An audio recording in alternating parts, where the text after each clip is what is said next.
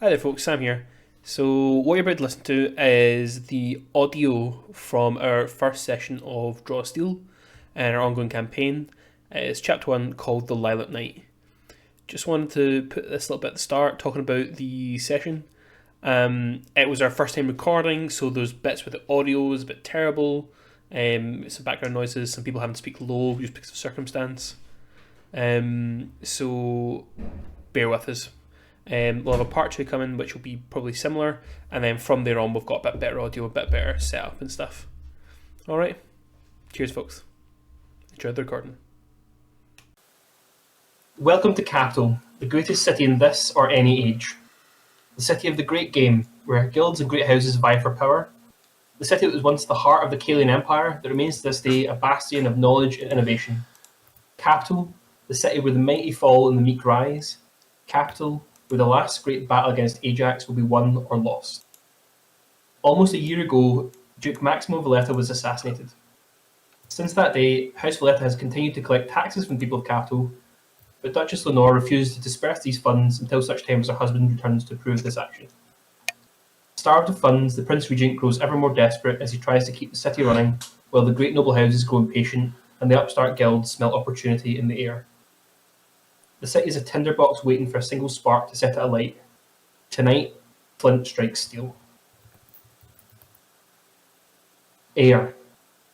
Stuffy and thick, it's scented with fish and the sour smell of the tanneries that wafts across from the stays.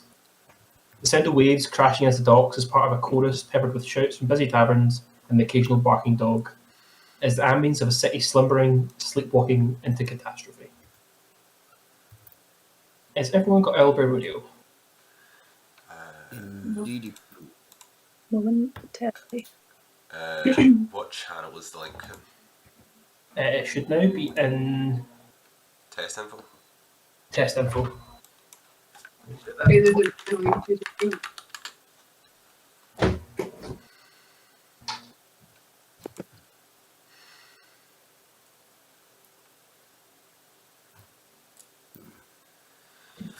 Okay. Yeah, sure.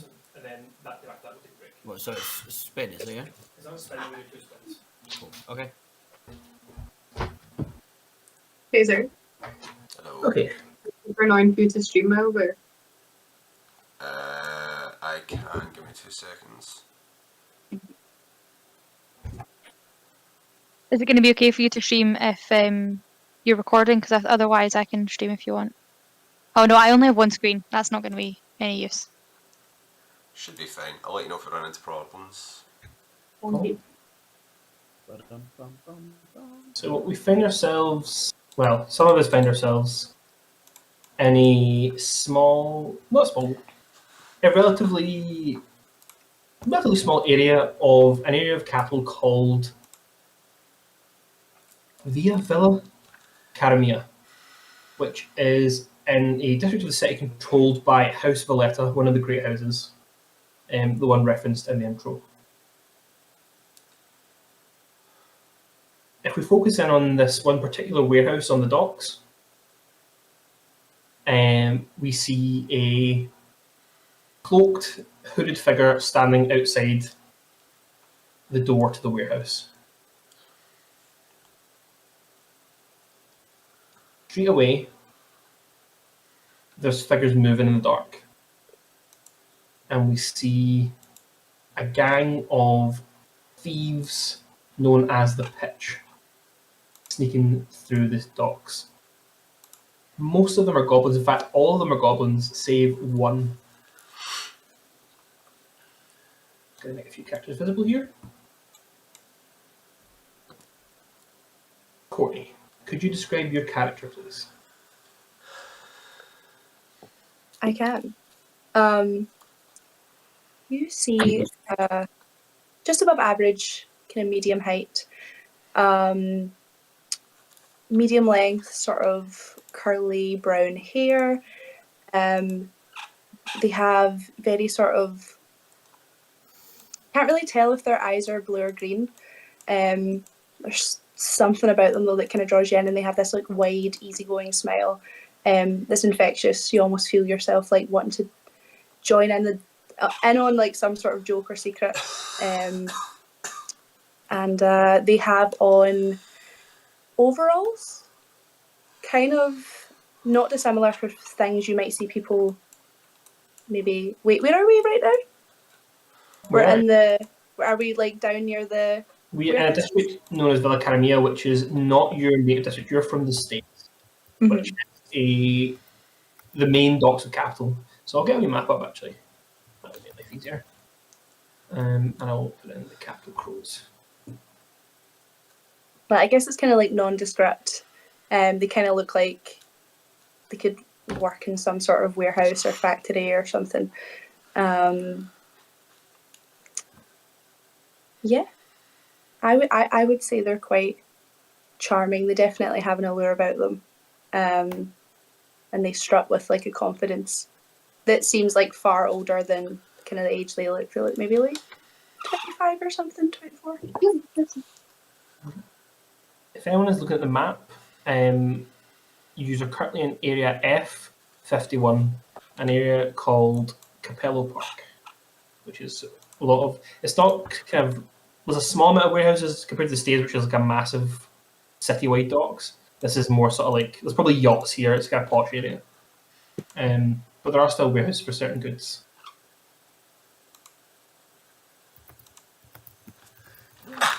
What's your character's name, Courtney? Sketch. For the moment. Sketch. Okay, so Sketch, your mission for this evening is you've been asked to come to this warehouse and recover something called the device, which is an object of importance to someone who's hired your guild. And you've come across this warehouse, you've been in many warehouses in your time, and as you look at it, you easily spot the guard standing outside, and it's up to you to try and come up with your next move. So you can't see the interior, you can roughly guess it's 2 stories, and probably a few different rooms inside. And looking around, you obviously can see the front doors there. There's a few high windows on the upper floors, and there's always a fast option of blowing a hole in the wall. That's typically plan B, but we do have the supplies. Beautiful. Am I alone? You're not. You're accompanied by 3 of your companions. Mantis, who is the leader of the pitch, his long-term associate Ren, and a random character whose stat block is called Goblin Stinker, so I think I should say his name is Stinker. Love it. He's on this. All code names, they keep their own names to themselves. As you must. I will sort of kind of post up somewhere, kind of lean very casually, pull a pipe out, start smoking it, look a little bit impatient as if we're waiting for someone, and kind of just get the lay of the land. If we start seeing if there's anyone coming or going, if we sort of move around, can I have a look and see if I can spot any like windows? Perhaps like second story access? Yeah, you don't have to move this. So you can see there are windows on the eastern side of the warehouse. They're quite high up. There's some more on the west. And there's 2 sort of larger windows, sort of bay windows at the back here. The ones that are kind of all around are sort of like, not quite slits, but they're quite maybe that size. But there are 2 larger ones at the back on the second floor. Beautiful. I might try and like, I think I'll like give a little hand gesture, a couple of quick movements that my friends all recognise, to sort of signal that I'm maybe going to like sneak off a little bit and maybe see if I can very stealthily have a peek, or get to one of these windows so I can maybe try and assess the inside situation. Yeah. Let's see. So you want to sort of climbing up the wall up at the side of the warehouse? Does there look like, yeah, is it just like a sheer wall. Okay, yeah. Okay, well, I mean, it's not. It's kept in fairly good nick, but there's probably cracks. You don't need any sort of special gear to climb it. It's just going to be maybe like sort of medium sort of challenge.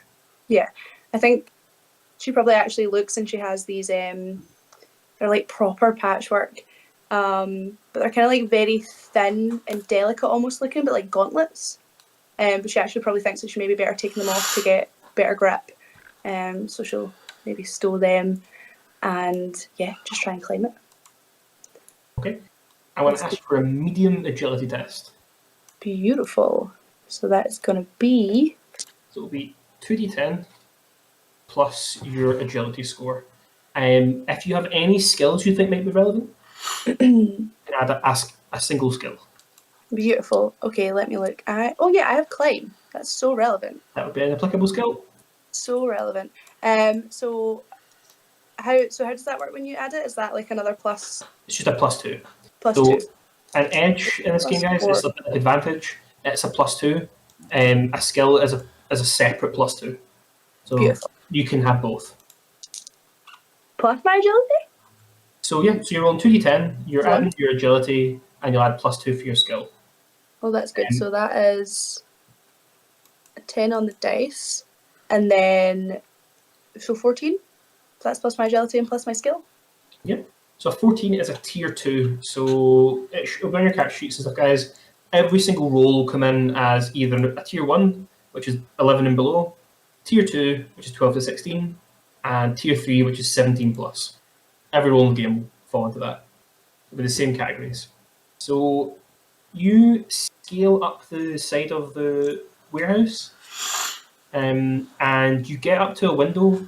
You do a fair amount of scuffing, and if anyone's listening really carefully inside, there might be like some kind of animal outside up to something. So you're gonna have to be a little bit more careful. Okay. On the rest of your checks here. Try to take a peek. She puts goggles down over her eyes, like flicks a little switch, and a couple of lenses, and there's like a weird glow. She's trying to like look into the window.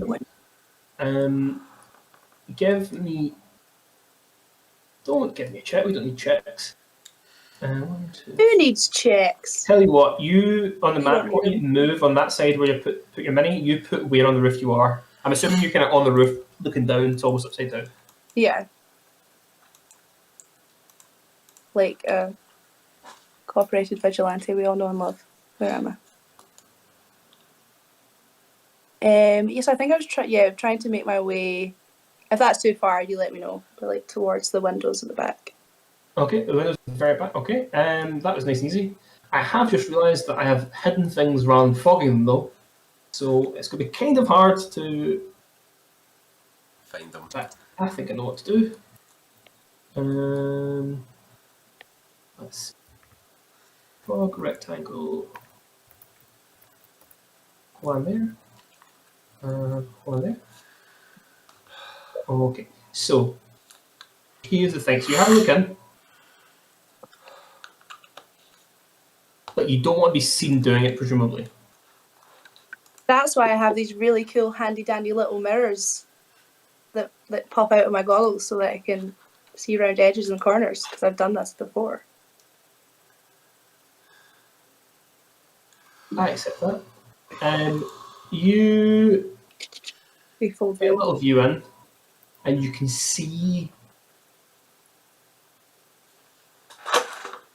it's here.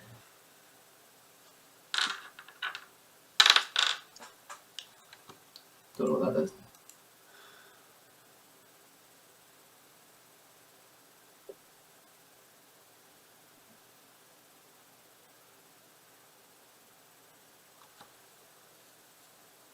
Okay, so I'm having a couple of connection issues. I missed all of that.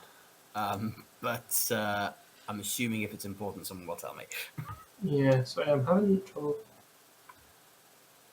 I scaled the wall, and then I'm using my magical glasses that can see around corners to try and get a peek. Okay. Periscope specs. I like it. A bit easier. So you get a glimpse into the room, Can you see that on the map? Let me refresh the map. Slightly wider view. Is everyone following this? Okay, I was just kind of getting. Yeah. Ish. Do you know what? Beautiful. I can see it.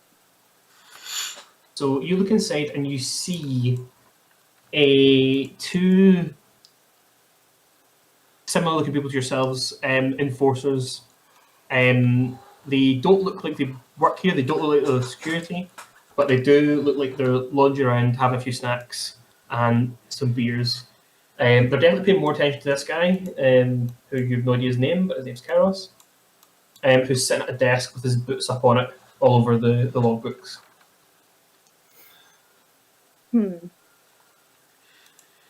You do see on this, so you see this part here. So if you're having me look around, you can see that one of the windows, well, a couple things. So there's a window here, that's blocked by this wall, and you know there's windows down here, and then there's a wall here.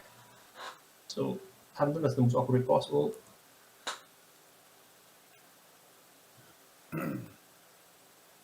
I've already revealed half of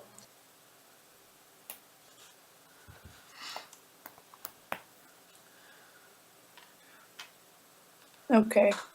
So potentially windows that could lead into other areas that are not immediately occupied.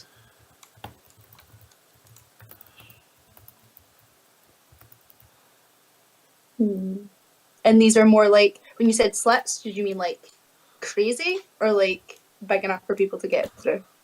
You could squeeze through. The two that you're at, there you could just bodily throw yourself through the glass or kind of push the panes around. And this one that's here is the same.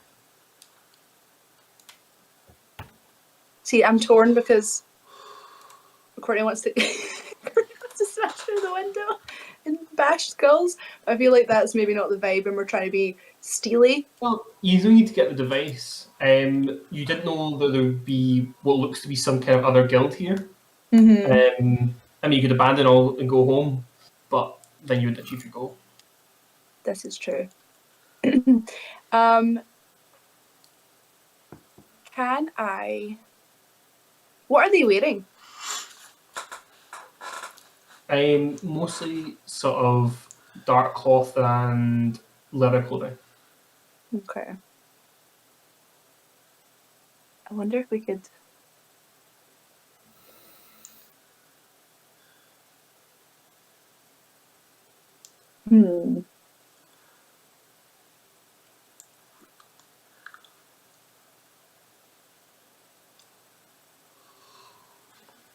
Okay, I will, while I'm trying to think of a way to do that is to not waste too much time, can I like kind of maneuver following the kind of windows I can see? Can I try and maneuver back and see if I can get any other kind of insight into these smaller windows to perhaps a room that is empty? So the next window around, this one is slightly bigger, or one of the tiny little ones further along? So this one here is the same size as these ones, and these ones are smaller. Yeah, I'll check one of the smaller ones further along, I think. Okay. Further away from... We're going to move you across to this map. Obviously you are on the roof, but move me to where you're looking at. Okay, let's go like... Oh no, I moved it, but I can't see it anymore. Can you see it? I can see it. I'm under the fog, I think. But that, yeah, that like, I'll move to like that area. I'm trying to like figure out enough space that like it'd be like another room. And my guesstimate, I suppose, which is totally random.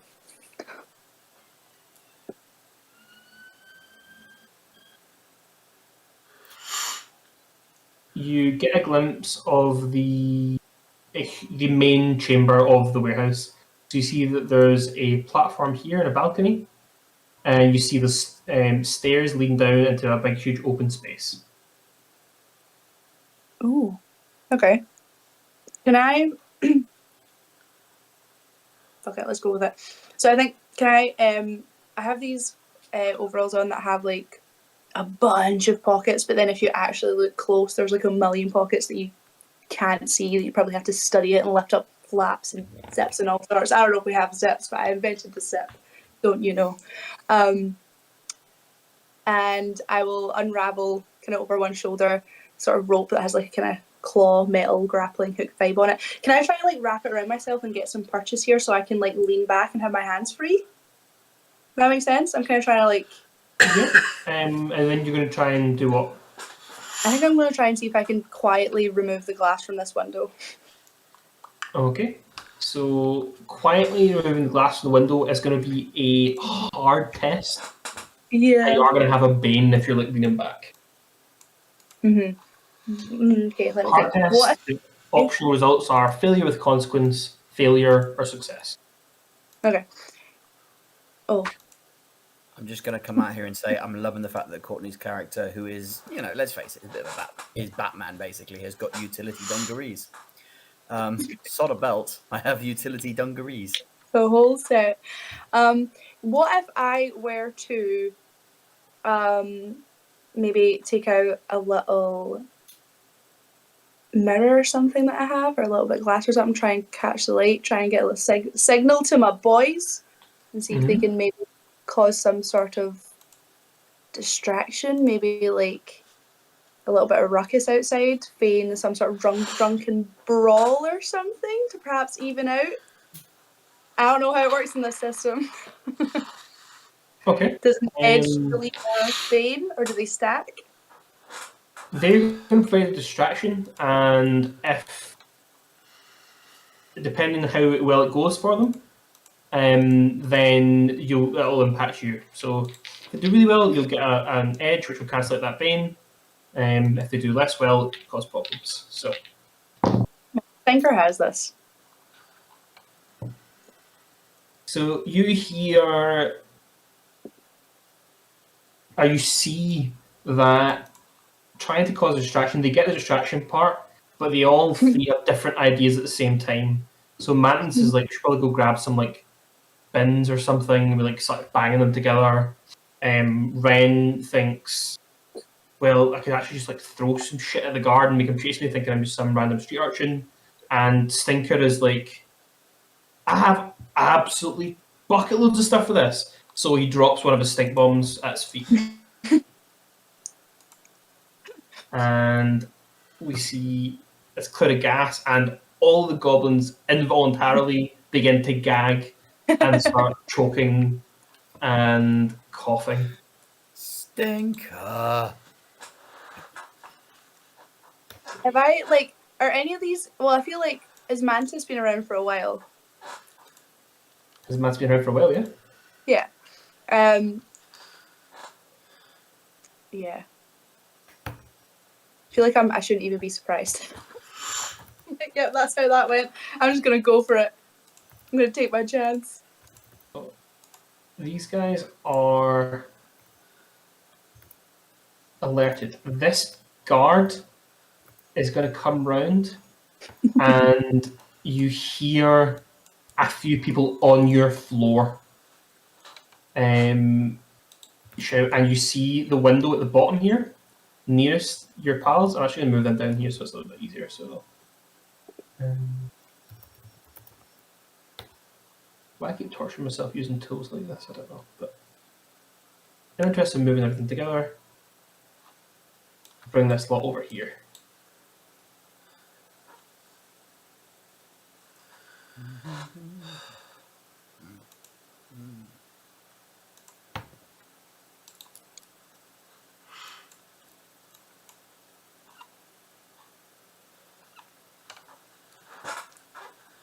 And you see this window open up, Courtney, and a head sticks out. Uh-oh. Now, it's currently not... I hide, I'm Batman. I hide, I'm Batman. You hide? Well, I presume that's going to involve you scrambling back up onto the roof. Yeah, probably. Yeah, so you give it... Okay. So you clamber back up to the roof. And you hear this voice here shouting, saying something's going on outside. while you think of your next move, we're going to drift a few streets away. And we're going to see a young woman walking down a very dark alleyway past a few pubs and late night people. It's roughly midnight, and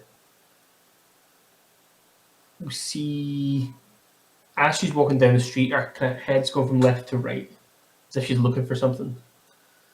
Michelle, can you describe your character, please? Yeah, so you see, well, you don't see, but you would see. Yeah, quite a young woman. Long brown hair, braided to the side, very dishevelled looking. She's wearing kind of blouse with jacket over it and a long skirt.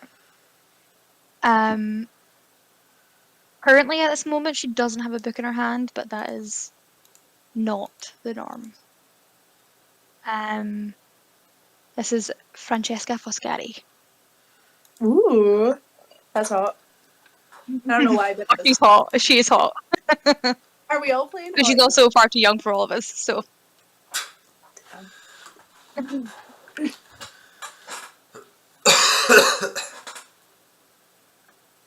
Okay, so you're walking down, and following you the trail as you have across this whole city, you sense that the book's near. You can only reach out and touch it. I'm actually making an easy reason test. So it means that I need to get like an 11. So an 11 or lower is a failure. A 12 to 16 is a success, and a 17 plus is a success without award.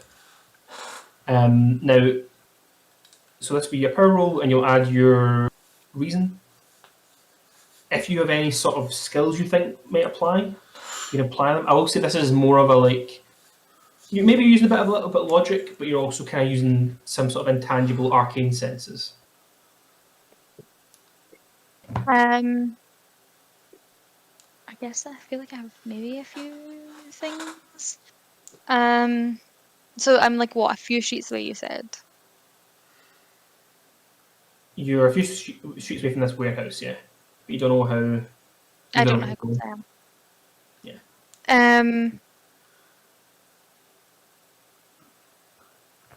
I guess I could use my.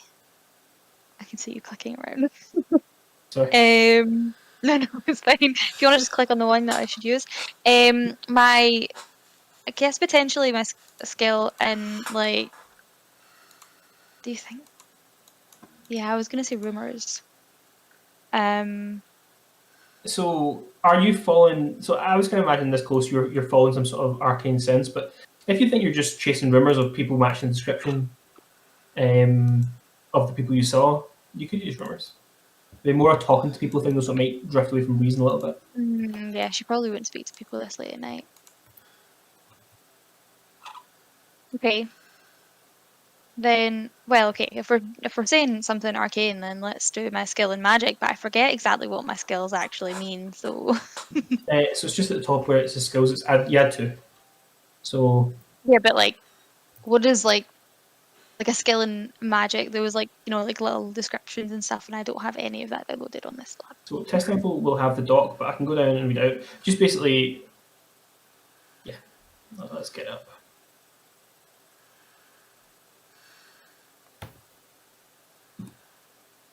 Magic. Knowing about magical places, spells, rituals, items, and phenomena.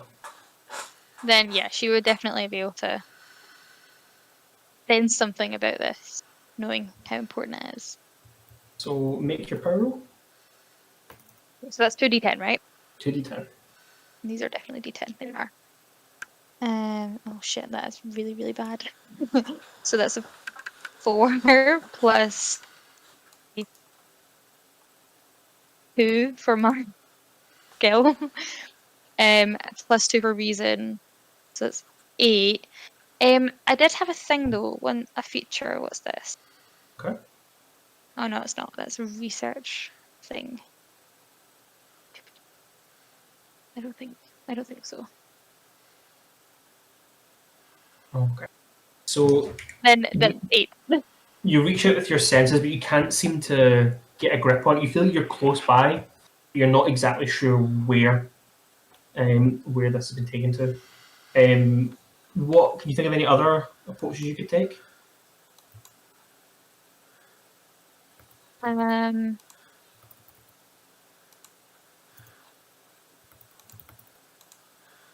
He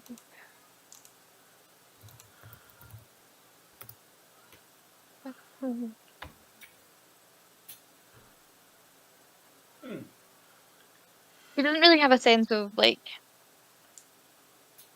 where it was taken, other than that she's kind of let herself down here, I assume. Yeah, so as soon as she's crossed the city, so she's ended up in this district. She's like the other side of the city from where you started. Both by doing sort of like minor sort of tracking spells that you've got that kind of work, but they're kind of fading as more and more time passes. You have spoken to not necessarily spoken to people, but like pass out the description you have, and also it's up to you, but probably little things like you found some mud on their boots and you went, "That's mud you only find in this place," and sort of similar logical kind of like leaps.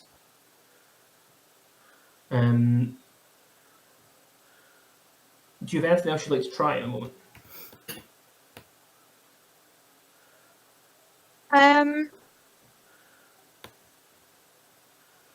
I guess she's quite good at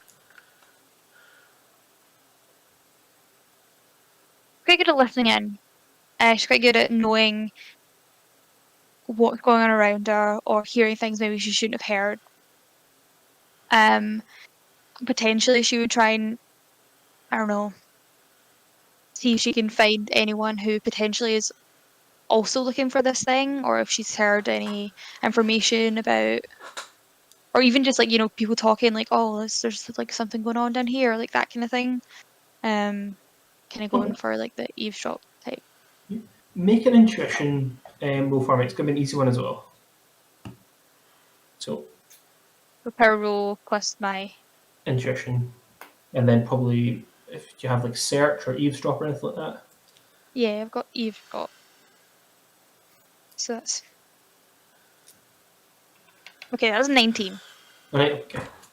I have not given anyone any way to track this, but that earns a hope token.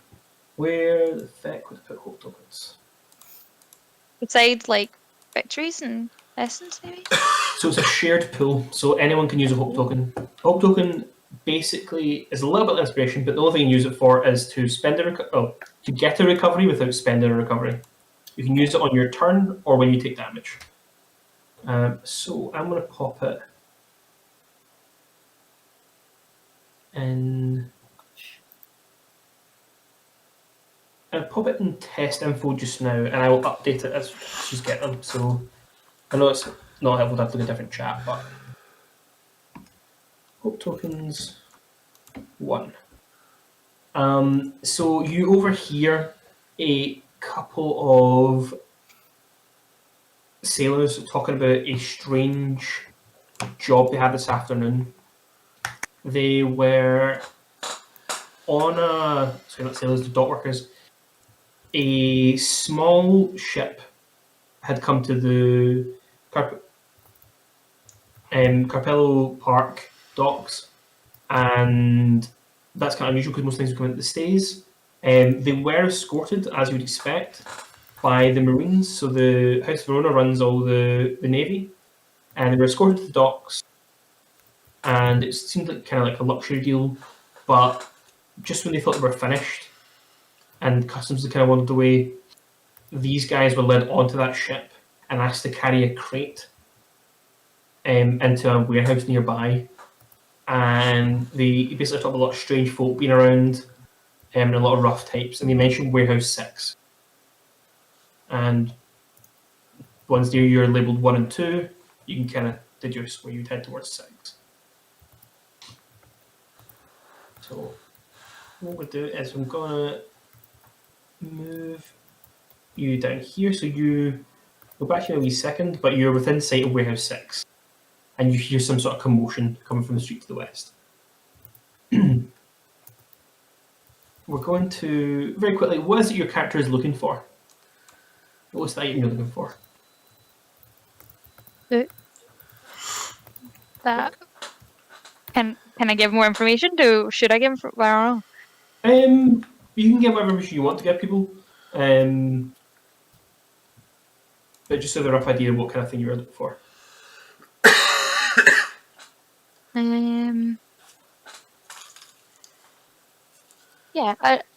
Yeah, a book that is important enough that she would go looking for it.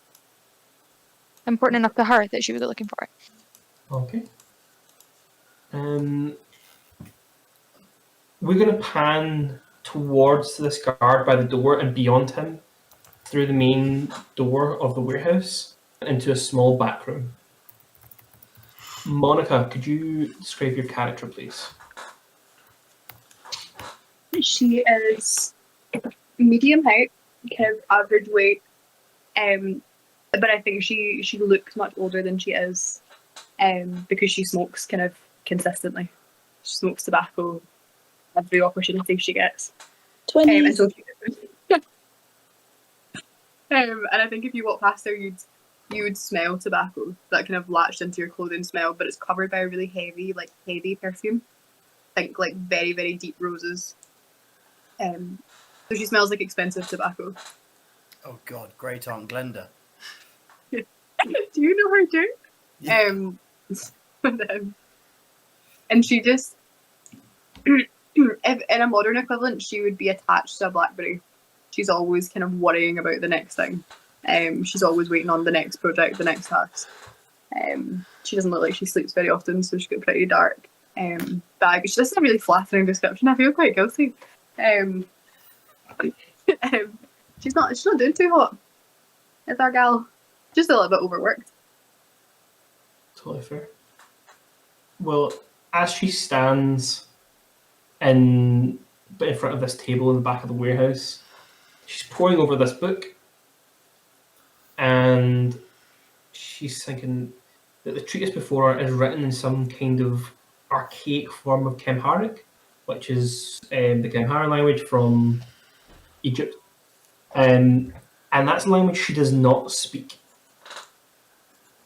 Fortunately, this Ramses chap is a hack, and the ritual described makes much more sense in its original Anjali. Which, have you described your character? Is what you're gonna? No, I forgot a really important detail, which is that she never wears flat shoes. So that if you do ever hear her, you hear like click, clack, click, clack, click, clack, apart from when she's trying to be sneaky, in which case she only walks on like the very front of her toes, as not to let the heel touch. Sorry, I realised I forgot the most important part. She doesn't shave her legs, she has very, very hairy legs. Cool. What's the character's name? Are you playing me, Monica? No, I'm playing myself. Long skirts. Could you I'm pop like, that oh, it's so into? Spanish. No, it's not. Could you pop that into capitals crow so that I can spell it? Yeah. Can you say it again, Monica? It's Opaline, so Opaline. Opaline. Opaline. Opaline and Sketch are going to be cigarette break buddies. It's going to be great. That'll be fun. As you're poring over this arcane text, I'm going to ask you to make a hard reason test.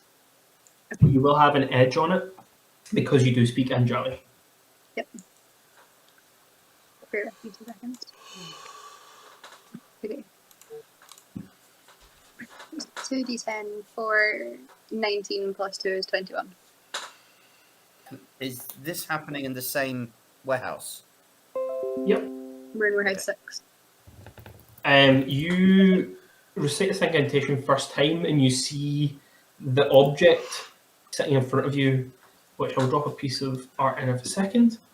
It is a cube made up of cogs and gears with a lot of arcane symbols scratched into its surface.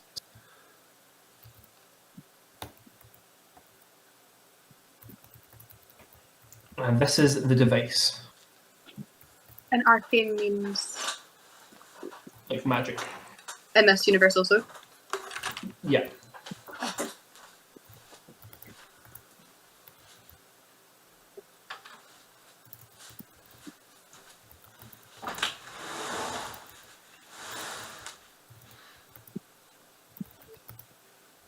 Oh, wait, this. Oh no, how do I do this? Before I try to do this.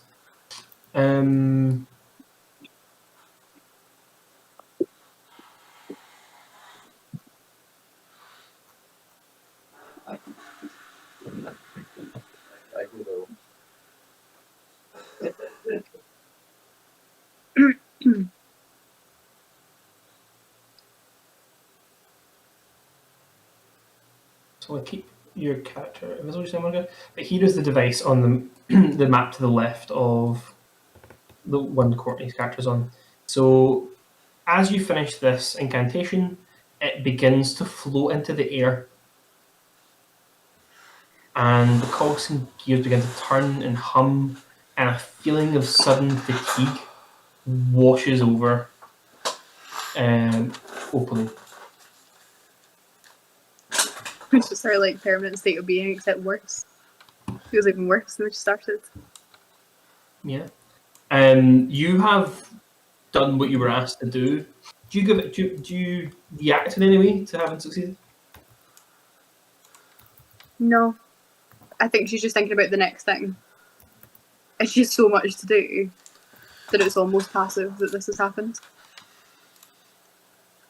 Okay. In the next room, a figure sitting in the chair chatting suddenly turns as all the hairs on their arms and the back of their neck stand on end. The same's true for all the men around them. David, will you describe your character, please? I can indeed. So give me 2 seconds. Actually, I'll drop the art in the. Chat. Yeah, we should do that. I'm bad at describing things. Sam has already done that for me and you. In fact, I'm pretty sure he did. So this is he's Oh. tall So- with kind of a neat, so not neatly trimmed, but like it's trimmed to a certain degree. He's got long dark hair, very very blue eyes, and he almost always has a smile on his face.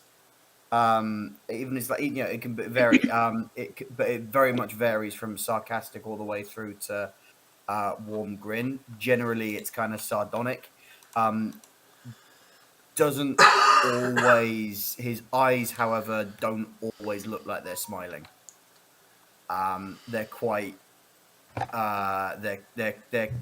They always look like he's always sizing people up, just going, "Okay, I know exactly what I need to do to." I know exactly how I'll put you us if I have to, or if I get drunk enough.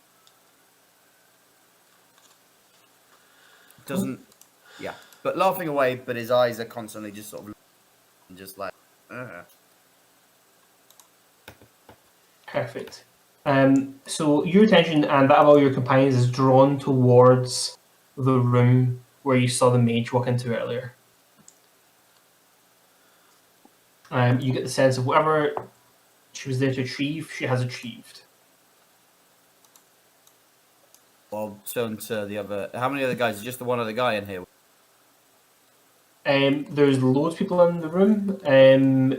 Sorry, in the building. There's one guy sitting with you. Okay, and he's also human. Yep. Okay, I'm gonna look across the room. I'm just gonna go. Does this mean we get paid? And he goes, should be. Cool. But I think we have to wait the night now. Yeah, I don't. Yeah, never felt too comfortable having to deal with this. with this otherworldly bullshit. If you want to go back and mess with Sal, that's between you and her. But I'm doing as I'm told. Hey man, eventually, I do want to get to Valhalla. Eventually. I ain't crossing Sal if I don't have to. Yeah, look, you heard what you did to the last boss, right? Yeah, well, I mean, forget what Something happened. you shoved up somewhere. Well, that's why we call her back alley Sal, isn't it? Not where anyone can hear us. Yeah, it's a good point. Probably should check to see if she's here. Fuck. Right, well... I'm going to ask you... Yep. Oh, no, whatever you're going to do. I was going to say, I'm assuming I don't like a drink or anything, so I'm going to stretch my legs a little bit. You alright hanging on here until I get back? Yeah, sure. You pour yourself another drink. Right. I'm feeling a bit uneasy, but I'm going to sort of stretch my legs and I'm going to go. Because I've heard some commotion downstairs. I'd say roughly around the same time. You can hear a bit of movement upstairs. And you hear there's something's kicking off down the street. Yeah, I think the magic and everything and the reaction I've had to it is making me feel a bit uneasy. So I'm probably gonna head downstairs, and at least see that everything's all right. I know I'm not in charge, but I'm just feeling. You're not quite in charge, but you're kind of maybe you're behind Kairos and Havoc is in charge of the whole operation tonight. And you're actually on the ground floor of the warehouse. Tell you what, I'm gonna just open this right up. Well, I'll tell you what I'll do then. If I'm on the ground floor, I'm going to go to the front door and I'm going to check on the guy outside and ask him what the fuck's going on out there. Okay. So I'm going to move with the door and you see he's gone to the corner. His name's Alf. Make an intuition test for me, please. Cool. Do I have intuition? I don't. I've got alertness. And so you can use alertness for this. Intuition is a characteristic, so the skills can apply, but yeah. So I get 1 to intuition, and I get so alertness. Would that count as 2? Alertness skills are +2, yeah. Okay, so it's +3 to what I roll, and it's 2 d10s. Yep. Ooh, 14, 15, 16, 17. 17, that's 2 result. I'm going to add another hope token as you feel buoyed by finally getting the opportunity to see some action. Although your mind does daydream back to the good old days or the bad old days, depending how you think of them.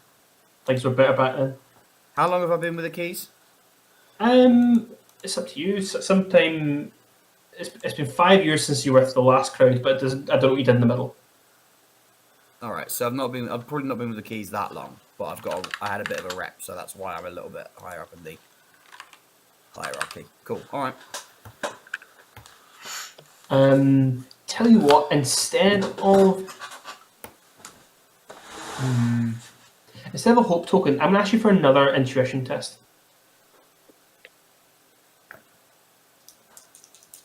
Still using alertness, yeah?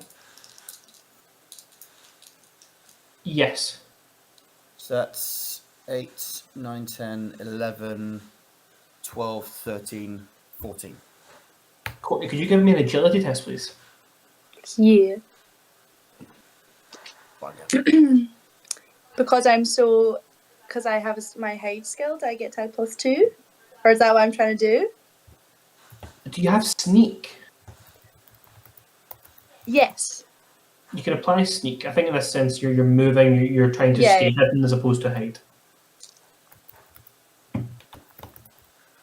Why does it say... I don't know. I'll ask that question later. Right. Ooh! Okay. That is going to be 8, 9, 10, 11, 12, 13, 14, 15, 16, 17, 18. Yeah. Rolf don't see shit. But you do get the door and you see your guard, and you see coming down the street towards the warehouse, heading for the door. You see the figure you don't know the name of, but you see Francesca. Francesca, you see the door open and you see there's a guy there and you see another guy walking out, and you are certain now that you're this close. You just felt this, hear your arms go up. You sensed this nearby magic. You see the two of them standing there, and the one thing in the forefront of your mind is they're standing between you and the Ramsey Treatise, the book. What would you like to do?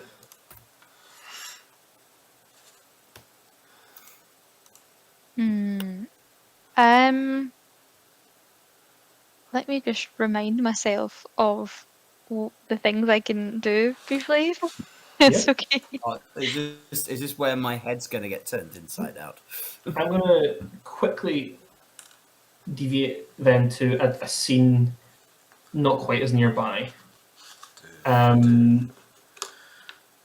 Fraser, I don't want you to describe your character, but you startle awake and you realise you're in a small boat that is drifting towards the dock at almost the same pace as it's filling with water. Could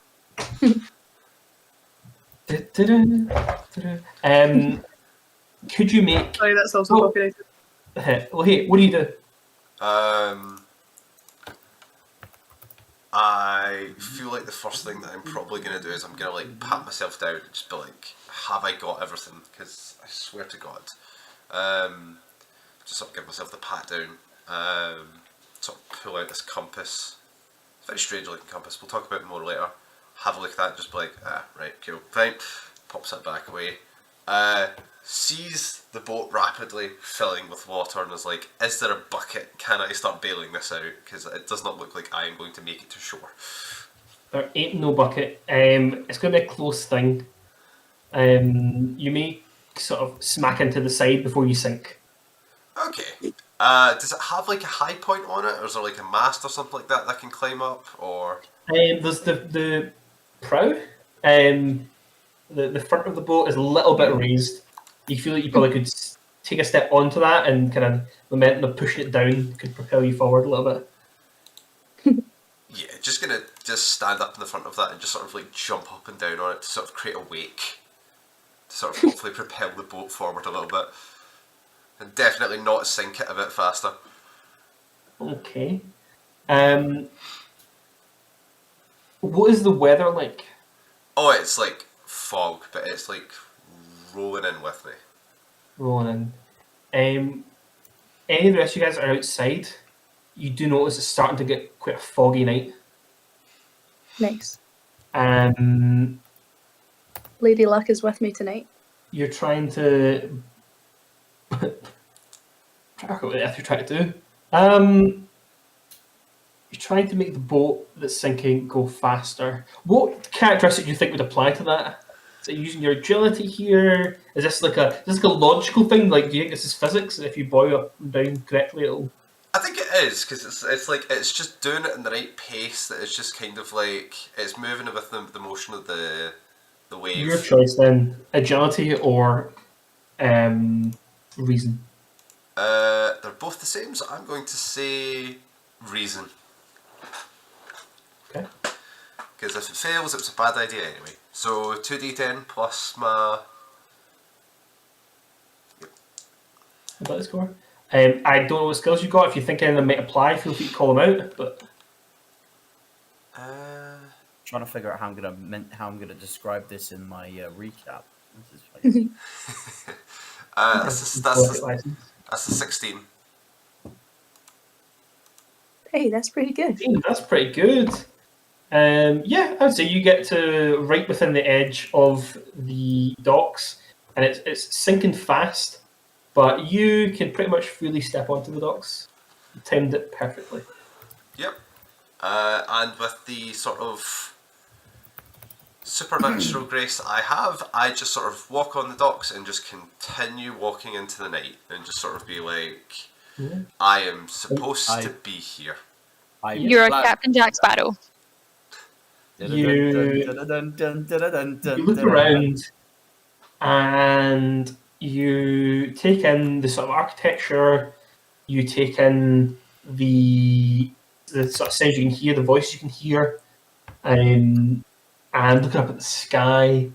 Could you make a reason test for me? Oh, Joyce, this is going to go well.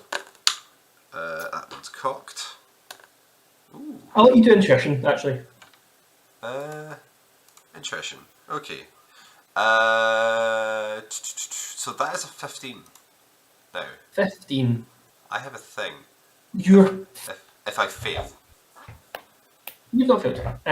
You're not 100% certain, but you're pretty sure you're on the manifold of Orden.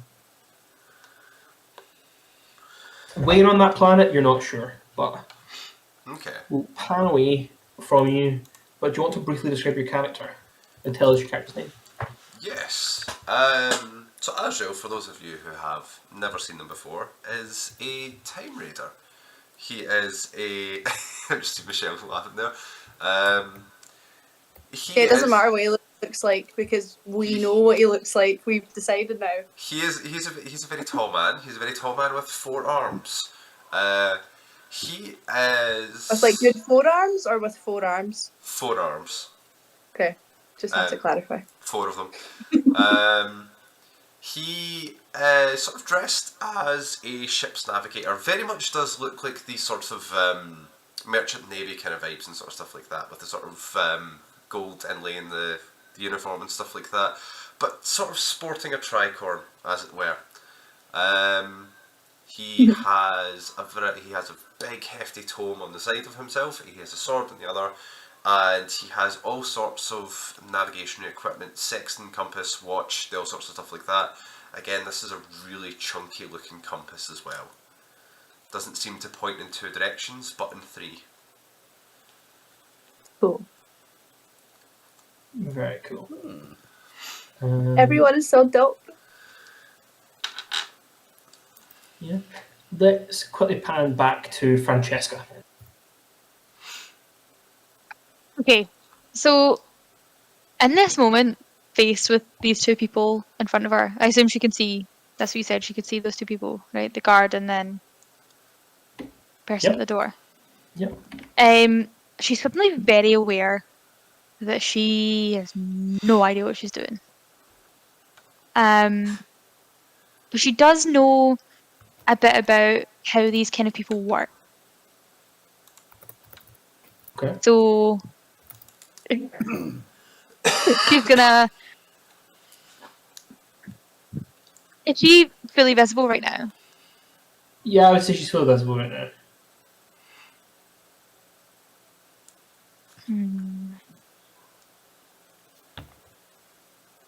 Okay, she's gonna walk forward and try to like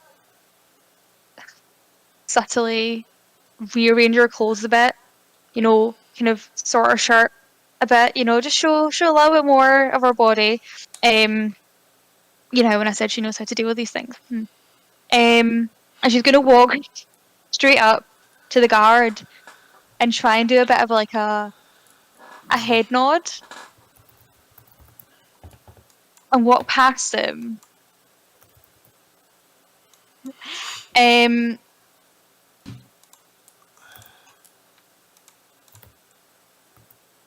things I want to do, and I'm trying to like work out like.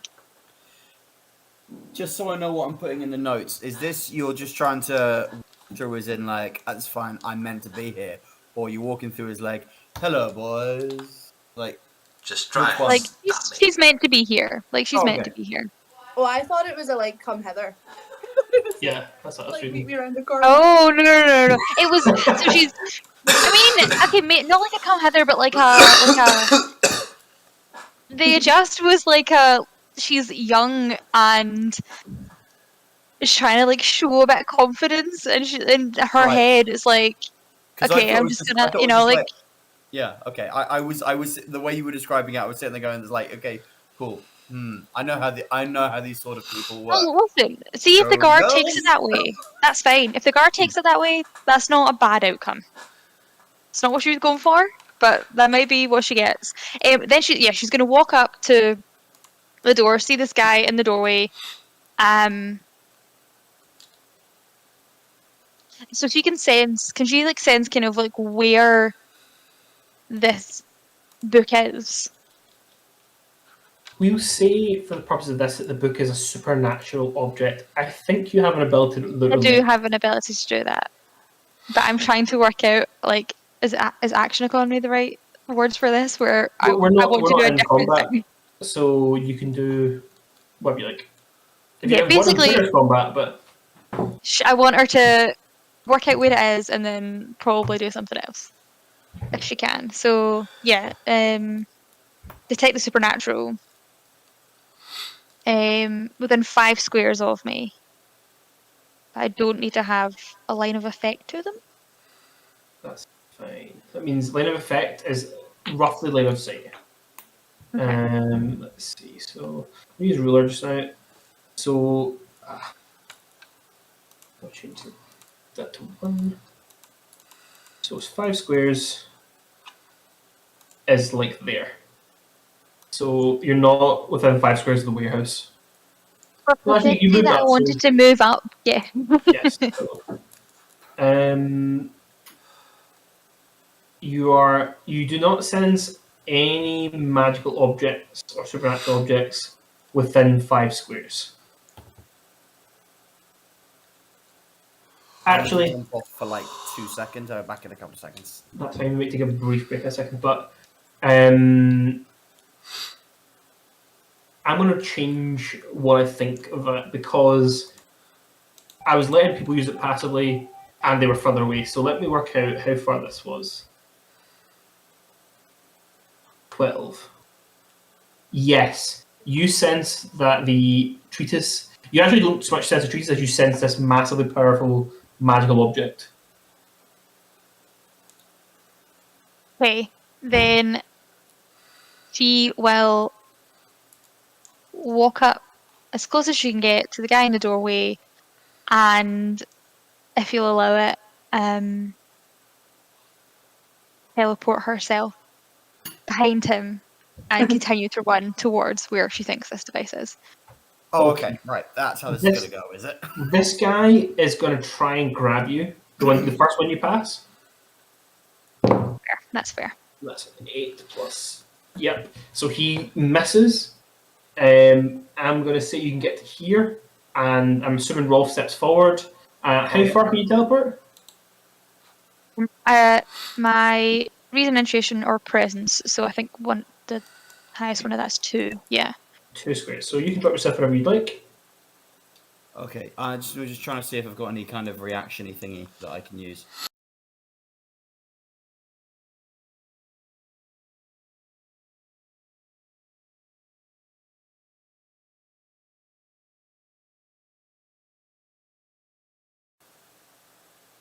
Not a sod. I don't know anyone who works in this area with my specific knowledge of society.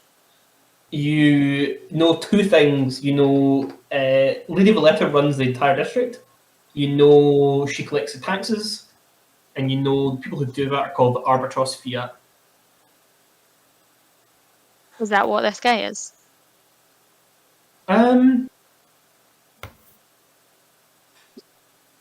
You're fairly certain he's some kind of ruffian. You think the Arbitros Fiat, they're knights. He doesn't look like a tax collector. What fuck are taxes? Can I just do obviously you see me teleport? Can I just do a little bit of a wave of almost like fire and ice in my hand to be like, I'm your mage. So each section says using skills on allies. Okay. There, heals make test. I feel like if you weren't aware of this in advance, you just don't know your party. Just can't find it. Not allies yet, all bets are off. True, but it's more around that not controlling. I know it's not controlling, but like not compelling. Also, bear in mind that as a human, I do have. Well, I think what Francesca's trying to do is more deceive you. So I think this would maybe be an opposed role if no one objects.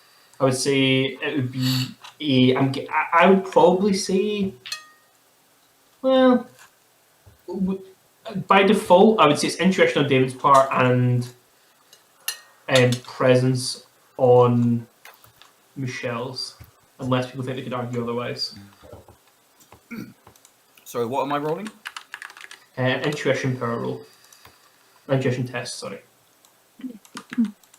Right. What's that? Is that still the same? Yeah, sorry.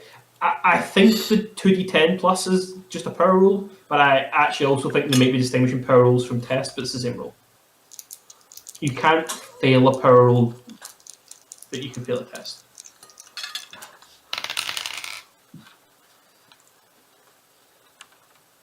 And I'm not using any skills here or anything, am I? Do you have any applicable skills? Magic. You did use your magic, Yeah. which kind of sells your defense. I would say you can add magic. That could be your skill you add. David, do you You have just have to anything? say it confidently. You just have to be like, I use magic, as opposed to, I maybe use. No, I use magic. Like, the more confident you are, the more likely you are to get it. So, unless you'd be okay with me using alertness to like keep an eye on. I don't think alertness is quite as applicable here. Well, I rolled a 16. Oh, 21? 21! Okay, how does Rolf? Well, look at it logically. So I'm not saying you have to believe this, but it makes sense to you. This person is clearly a mage, and you saw someone come in earlier who was accepted as a mage. What do you think is going on? Welcome to the game about fighting monsters. Either this mage is a fake, or the mage we let in earlier is a fake. And one thing I figured out is that in this gang especially, if you don't want back alley Sal up your back alley, you pass up the food chain. So I'm going to shout for Kairos. You probably would shout Havoc, who's in charge. Kairos is A. All right. Sort of secondary. I'll shout for Havoc. I say, Havoc, we've got He's Havoc. good. We got someone down here. Sam, Check it out. Yes. can I hear any rumblings of this secondary commotion? Yes, that's what I was about to come back to. So you can, well, you can definitely hear there's lots more talk coming from the front, and you think your gassed companions from the pitch have backed off for now. They will almost certainly come back for you. Because there's a boffed job it. to be done. But Yeah, I feel like they'd probably scatter and make their way around and try and assess for something. But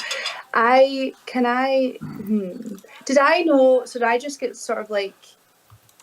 Obviously, I know who asked me to do the job, but was I told any supposed names or like affiliations or anything, or was it just like, here's this warehouse, get this thing? I was just going to unveil the whole rest of the map because it doesn't actually matter anymore. You were just told to go here, so you know who you were asked by, but you were just told that they just said that you were to go and steal this thing. Yeah, I guess what I want to know is specifically at this time tonight. Yeah, if obviously I'd perhaps not close enough to like hear or recognise any voices, but if someone's been like Havoc, like, would I have heard that name, and does that trigger an affiliation for me, or is that like? I don't think so. I don't know that you've been massively up on the guilds. So like just within the district you're from, the stays. You know, there's the Balance Spring. There's the Pitch. There's a couple of other smaller ones. Balance Spring is kind of the big one. So, do you have Criminal Underworld as a skill? Yeah, I'm sure I do. Make a reason. Yeah. Okay, criminal underworld. That'd be a +3. It's a 10 and well, so that would be 14, 15, 16, 17. 15, cool. I'm going to add another hope token for you guys, and So you that's think what, 2 now, yeah, or 3? you know so you know who operates in I've talked about Villa Caramia, which is the district you're in, and that is the Skeleton Keys are the biggest guild here. So these guys are probably either Skeleton Keys or they're a subsidiary. Beautiful. Is this? I can't remember if the names changed, but like these are bums in my mind, or is that someone else? Bums. No, I just mean like did I ran into like is that any gangs we would have had beef with, or is this completely separate? You probably wouldn't have run into them. Okay. Because they don't really invade different districts. The different districts are almost like different cities within the city. Okay. Cool. So there's not a lot of, especially for thieves, not a lot of cross. Apart from special occasions like this, where you're actually in their territory. Yeah. All right. I think if I heard like conversation at the door, and my guys have had to skedaddle, I think I would attempt to sort of do it. If I feel like I can get close enough to hear things, then I will try that. And if I think it's a lost cause, I'm probably going to head to the other side of the building, because if a commotion is at the front and the side, I want to go all the way at the back and see if it's like drawing any attention, I suppose. Come to the front listening, or you could climb up the other side of the building.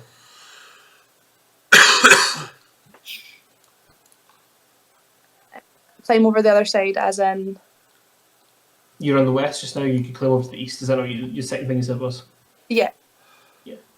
So you come over here, or in which case you'd look in and you'd see this. Okay. But you're not hearing much. Okay. You come to the door, you hear some sort of kerfuffle commotion, but this guy's probably started to walk back in as well. Beautiful. I'm so sorry if I like stole the thing there. Just wanted Not at to all. maybe... Is this the side you're going to peer in? Yeah. Could you make an I'm intuition trying test? to... Okay. Yeah. Intuition.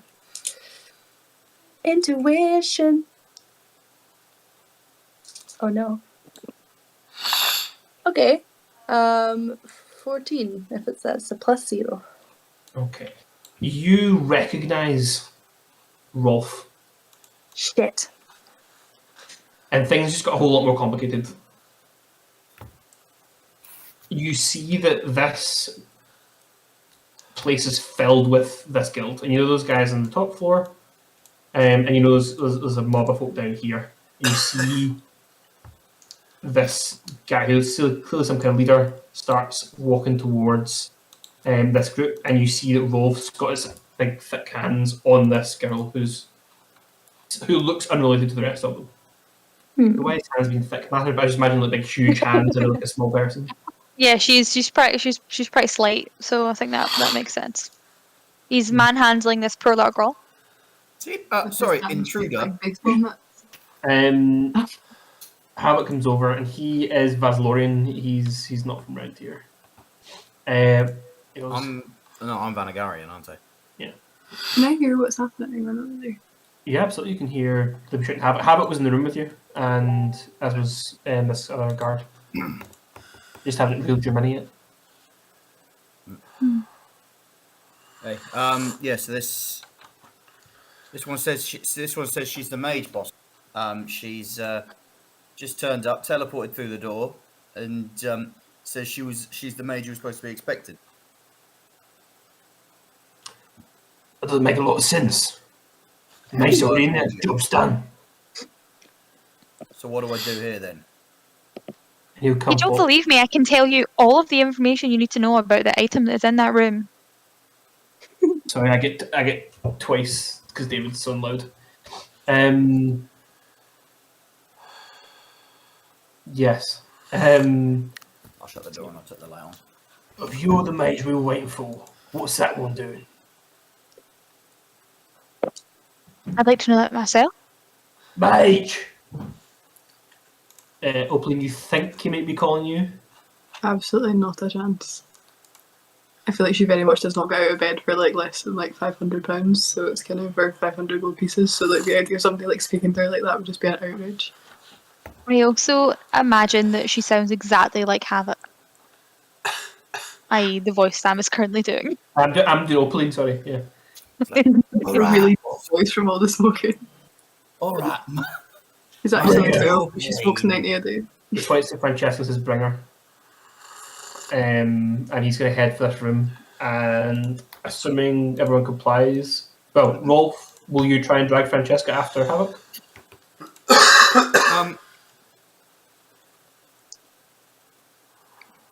I'm not gonna drag her because if she is the mage, I don't want to be a dick. But I'm definitely gonna make sure that I keep a hold on her. So I'm just gonna kind of like guide her towards the door. Are you willingly moving, Francesca? Yeah, I will. Yeah, I will. Also, would be happy to go, but would not want to be, manhandled. Well, as I said, I'm guiding politely but firmly. Yeah, that's fine. Yeah. Do you look like? Hello. I feel like. So am I right in saying I can't really hear any of the conversation that's going on, but I've got a decent visual? Yes. Okay. Do you look No one's like looking your way. very clearly unhappy with this, as if you are being manhandled and like pushed into a room? He looks pissed. Okay. I want to try something with if they all actually move through and a door shuts. I want to try something, but obviously, like, you can get to me later when you're down there. What do you want to do? I want to try and like jump down from this roof. I'm going to move your mini to where it would be from the visual you see, Courtney. So it's on the map to the right. Okay. I think I would love to try and jump or climb down, run round as if I'm in a sweat, and like run into the front of this place and see if I get that far. So you dropped into the ground and the outside, run around to the front door. Yeah, run around the front door and like burst in as if I'm looking for someone. I mean, you get to here and you'll see this guy ahead. I'll like be panting and be like, "Sir, have you seen my sister? I can't find her. I think she's like ran through here. She's not in her right mind. I'm so worried." And he's looking at you. He's like, "I ain't seen no elves." Oh no, not sister by blood, obviously. I'll describe Francesca. Probably, and she's such a little thing. She shouldn't be out here all alone. It's so late. Wait. Well, hold on. Actually, make a presence test for me, please. Okay, which I get an edge on. Yes. It is a medium presence test. If I say, please, you obviously have some sort of station. Clearly you can take care of yourself. You could help me find her. She's in trouble. Can I add a flirt onto that? This is my favourite game ever. Sam gets so uncomfy the minute anyone starts flirting. It's like, oh no, stop. Gorgeous. That is 10, 16. So it's +2. Would I be doing a presence roll initially? Is that what it was? And then it adds an edge to it, which is +2? So it's a presence test, an edge is a +2, and the skill is a +2. 20. 20 total, I think. He goes, 16 +2 for presence. he's kind of looking around, he's waiting got a job doing, he's like, she's just inside. And he'll like let you pass. Oh, I'll be so quick, thank you so much. That dude is so fired. You get inside, you see there's a head sticking out here looking confused. There's someone here. Are you dressed like a thief? I'm dressed like a mechanic.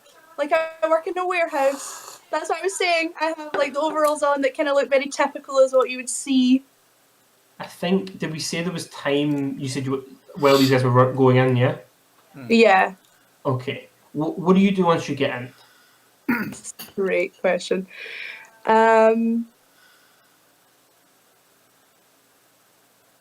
think I will walk, and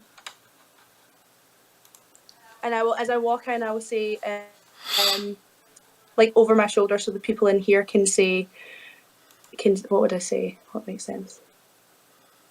I'll say, "Thank you so much. I'll be ever so quick." And I'm gonna like dart actually forward, as if I'm gonna see how like the doors that are kind of right in front of me to those back rooms. I'm gonna dart as if, because no one told me where to go, so I'm just gonna hopefully try and fly by, dart into the back room, Okay, moving where you want to go. like up here, like through those Okay. doors. Make a. You're kind of sneaking, but you're not hidden. So these guys, I feel these people are watching you. So I think you're gonna hear a shout. Goes, whoa, where are you going? How close to the door do I hear the shout? Oh, like where you are. I keep going. Just Okay. keep going as if I didn't hear it. You make it to here, and you can grab this door if you want. Oh. These guys do start shouting, and Karos already came out, and these people are going to start shifting to here. Shouldn't say shifting, because shifting is a very specific thing. But I'm assuming that me and the guys in the room with Havoc and Jessica, all the others. you will hear it in a wee second, but I want to come into what you guys were doing first. So, coming into the room, you guys get your first glimpse of The device. Opaline. Oh, right, okay. The device, which immediately, Francesca, you feel like weaker. You feel like your energy levels have dipped. And you see the random treatises on the table, and behind it you see Opaline standing. Is it before I show the mini? Is there anything else Opaline wants to describe about herself? She has brown eyes, and she has very nice feet. I feel like she's maybe like a size 5. I feel like a size 5 is like a very nice, like average foot. Cool. It's definitely a spider. She only has 2 legs, as far as more. But she's wearing a blazer also. I'd like to have that note. She always wears a blazer. Classic lawyer standing behind the desk, with the exception of she's a literal devil and has what's your classic lawyer? Yeah. Whatever arcane implement she uses. I'm not sure what Francesca. I feel like I can't tell if you're asking me or not, Sam. I was asking Opaline, but Francesca will also have some kind of implement. It's actually an unfoldable briefcase that kind of like Takamax into a staff. So you open it up and you keep opening it and you keep opening it, you keep opening it, and you kind of fold it in on itself. It's much quicker in real life. Made out of bone and stone. Yeah, but like soft cartilage. Right. And like crocodile skin. Just a bunch kind of look a little bit like a Hermes mini Kelly, in case anyone wants to know what I like for Christmas. Thankfully, Francesca's is crystal and wood, not bone and stone. I'm not too fussed about the materials, to be honest. Havoc will come in and he point his finger at Open and say, "Who are you then?" Who am I? Yeah. You the mage that was supposed to be here? And she'll kind of look at this floating device in front of her and be like, obviously. Then who's this? One points at Francesca. Do I recognise Francesca? No. Does she look a bit mad? That's up to Francesca. I will say, everyone who... What age is Opaline? She's probably only about 22, but she looks about 35. Okay. And what age is Francesca? Very early 20s, probably 2021. Okay. You would, considering she looks real, you would expect to recognise her because anyone who's allowed to practice magic in the city has gone to the Imperial University or has been given a special seal. And she doesn't look like she's anyone you just saw around the campus. And she doesn't have a ring the way you have a ring. So at a glance, she looks like she shouldn't be able to, or shouldn't be allowed to do magic. So no, you don't recognise her from class. I like it. A rebel. That's fun.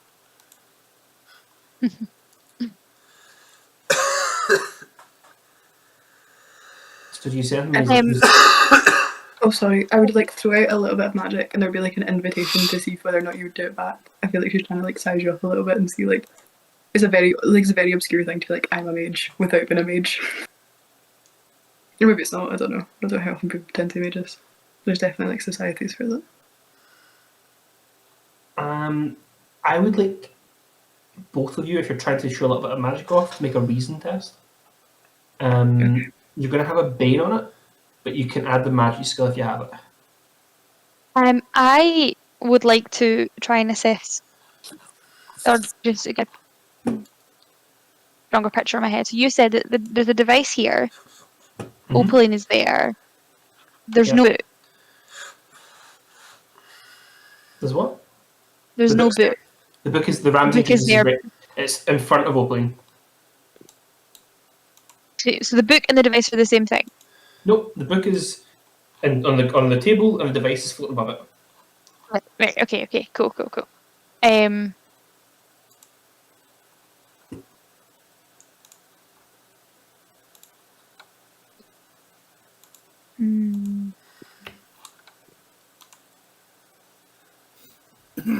Yeah, I think if possible, she would try and mimic how the magic looks, almost like she knows this person. I assume. Well, actually, same question back. Does Francesca recognize Opaline? No. She would act like she does recognize her. Okay. And when she does this little bit of magic, if it happens, she would be like, "Oh, I understand the mix-up here," and try and copy what she does. It's like trying to pretend you were part of a sorority or something. Why does it have to be a sorority? Two beautiful young women, and all they can be is part of a sorority. No, I'm simply saying the first thing that jumped into my head. Please don't jump down my throat on that, okay? That's the first thing that comes into your head, then that's a big problem, dude.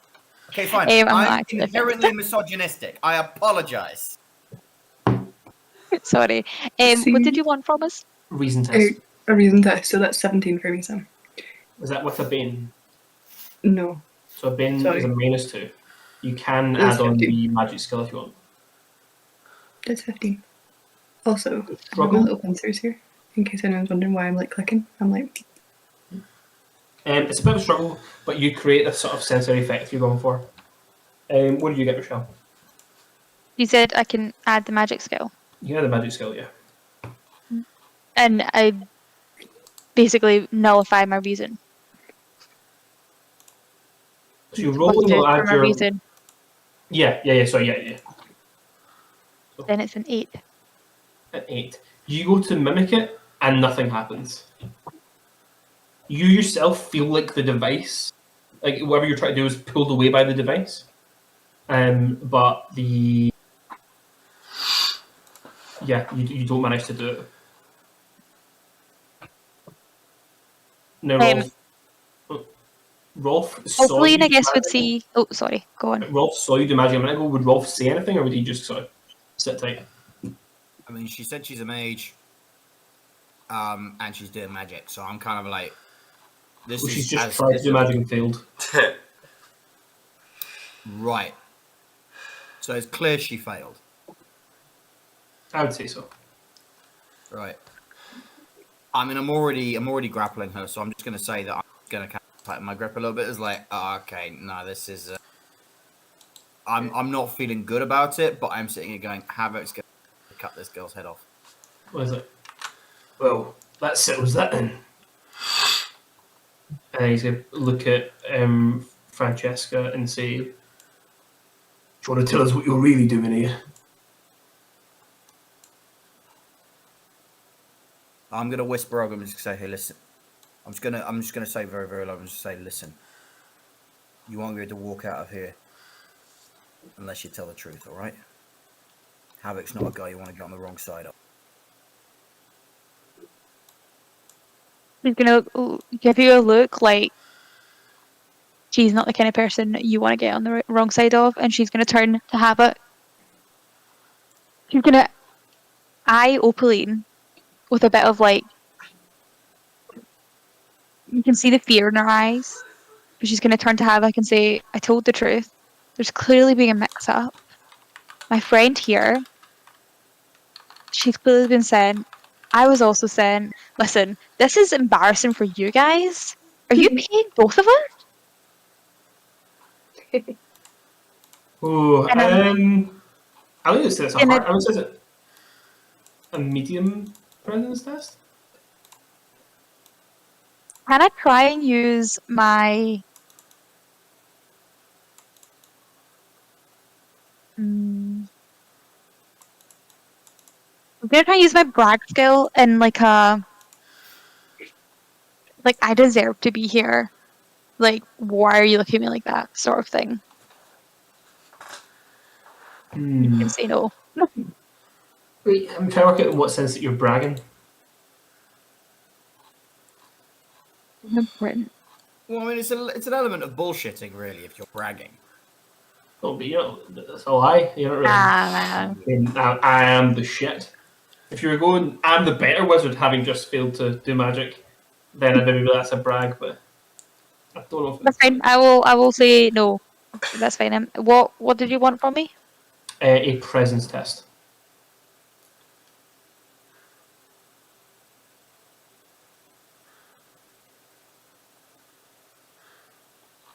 $11. 11. That's a tier 1. He's not buying it.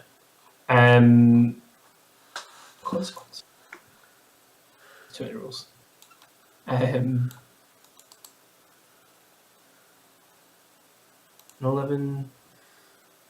You fail with a consequence. Okay. He thinks you are a complete and utter liar. I think so. You get a bane on your next test you make. You still do damage, but I think this makes more sense. And Question. yes. Is it possible to interfere? I know this is weird because we're not like technically a party yet, but is it possible to interfere with other people's consequences, or no? We just have to let them sit. If you have a better idea of how I can use the consequence, you have to hear what you think. If you want to do something separately, and as an aside, you can do that. I mean, so if you're actually, this could happen instead of just having a bear in your next test. This is a logical conclusion. A reward could be, rather than you get a hope token, you give the next person an edge and try to do something. Yeah, no, I was more wondering, can we interfere with the consequence happening at all? But I presume it was a no. So the consequence being the bane on the next roll? Yes, but I presume it won't always be a bane, it might be damage. As in, could we deflect that? As in, it's just like a determinate fact. Like, it will happen. If you roll like that, it will happen. If you roll and you get a consequence, there will be a consequence. Got you. Okay. It's like, you looked at me there like I had 12 heads and... I thought you were asking to intervene in the conversation. Oh no, sorry. Okay. I'm quite amused though. It's quite entertaining. It's honestly probably the most fun Wolfling's had in about 6 years.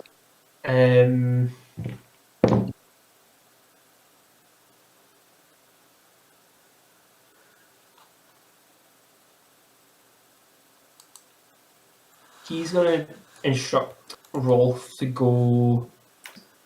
Since there's a bunch of pens through the back for livestock, go lock her up in one. Can I intervene now? Yeah. Thanks, because that's not how we distribute justice. She kind of looks them both up and down. And I feel like she probably has enough presence in this moment that she's quite intimidating. And I'd like them to not treat people like that. Monica's shy, but Oakland isn't. Well, you have to RP, but what is she trying to, like, just, people treat people like that? Yeah, I think leave those of us trained in the subject to assess the counterbalance of justice, as opposed to taking it into your own hands. Are you offering them an alternative? Yeah, leave her here. And you're selling that to him as your better place than him to dispense justice? Yes. Because personally, I don't feel like she's done anything wrong. I mean, entering under false pretenses, lying. Make a hard Forward. presence test. Okay.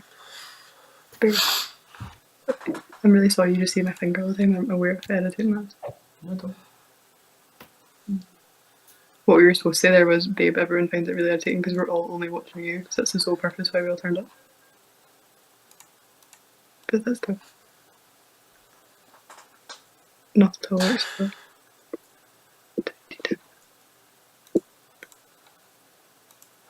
It was 16, 17. 17. That is a tier 3 success. He'll say,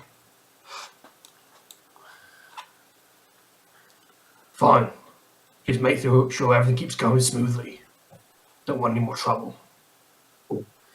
And he's going to step back outside to go and keep an eye.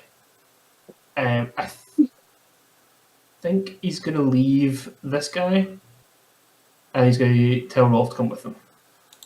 Right. And then start hearing the shouts. Rolf, make an intuition test for me. Intuition, yeah? Mm-hmm. What's my intuition? Would alertness have anything to do with this, or no? Let me read alertness quickly. What was that? Let me read alertness quickly.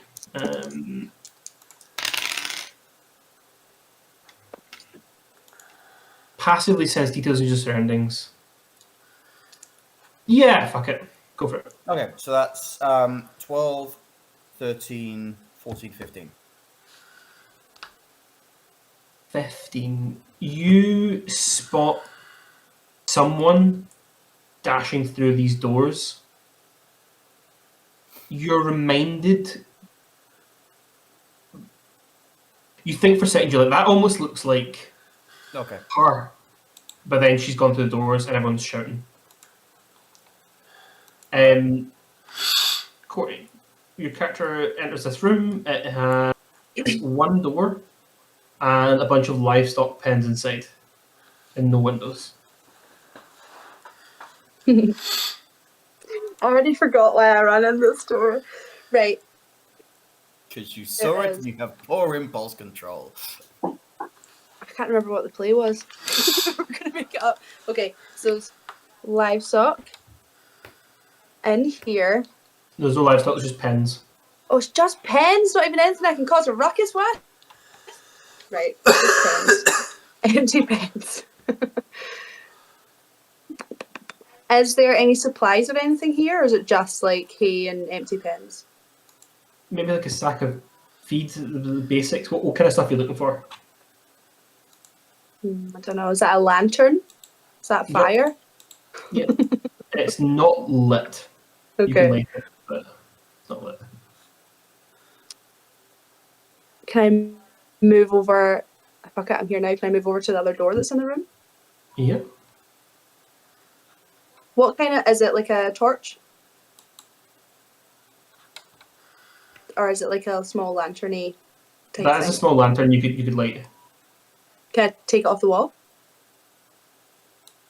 This one. Yeah, So- is it something I can like take Yeah, off you the can hook? lift up and light it. Yeah, I'll take it. Try and open the door in front of me. Oh, okay. The door in front of you is locked. Do I have? I must have. Beautiful. Can I try to pick said lock? Yes, give me an. You're under time pressure. Give me a medium agility check. Okay, I have that skill. You add to it. Beautiful. And when you get to, so you get to add to it, but that's on top of your. That is also including the agility bonus, right? So it's like a total +4. Yeah. Okay. I think actually my last thing. Anyway, we're learning as we go. Let's roll dice. Okay. 10 and a 4. 14, 15, 16, 17, 18, 18. That was a fucking roller coaster. It's a 10 plus a 4. 18. So it's not a tier 1 or a tier 2, it's a tier 3 result. You successfully get the lock open and See, everybody else, all these other there's like, low criminals. They have about 16 tools for the gig. It takes time, it's a whole bag, you have to check every lock. I have this like master lock pick with all these little, like, it was like a mechanical whirl that like speeds up and everything. It's like, this is fancy kit. It just opens it.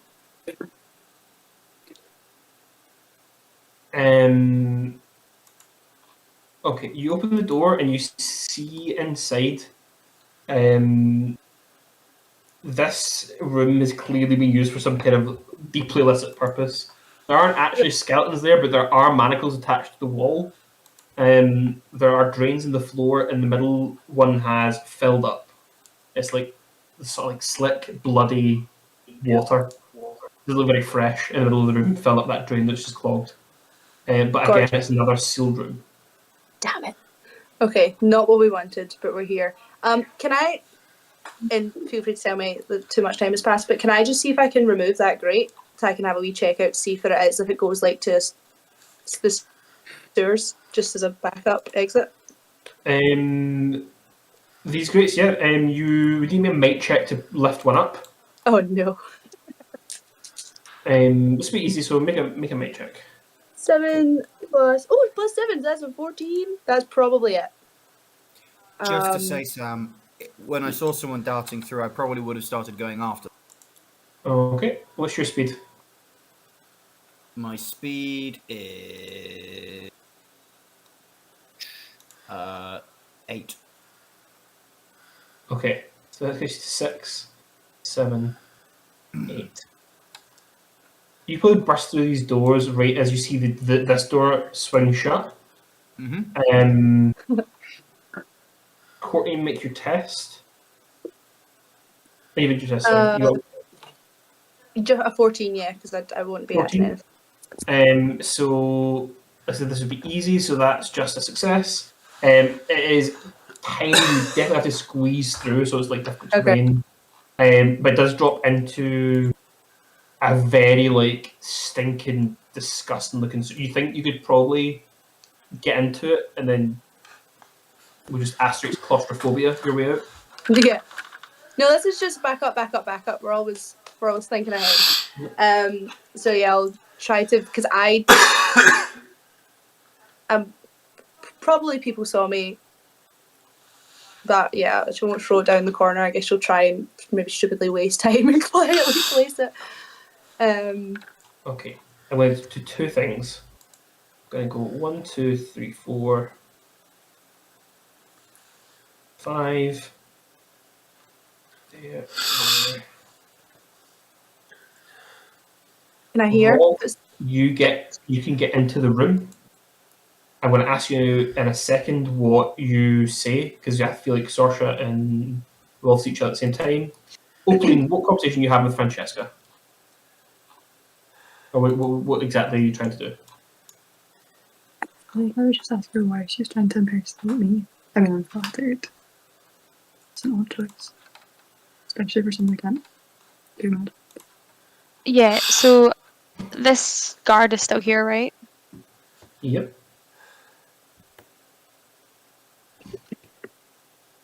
I'm not trying to impersonate you. I'm here to get what I need. Something that was stolen from me. Are you looking at the device and say this? I don't care about the device. I want the book. I feel like opening just like slam it shut, like we can't have it. Not for any other reason, just like it's mine.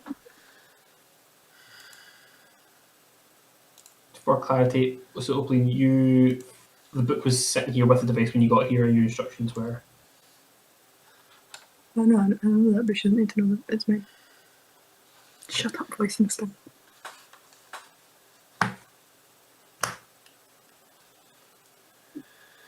Or this thing. Pardon? What is this thing?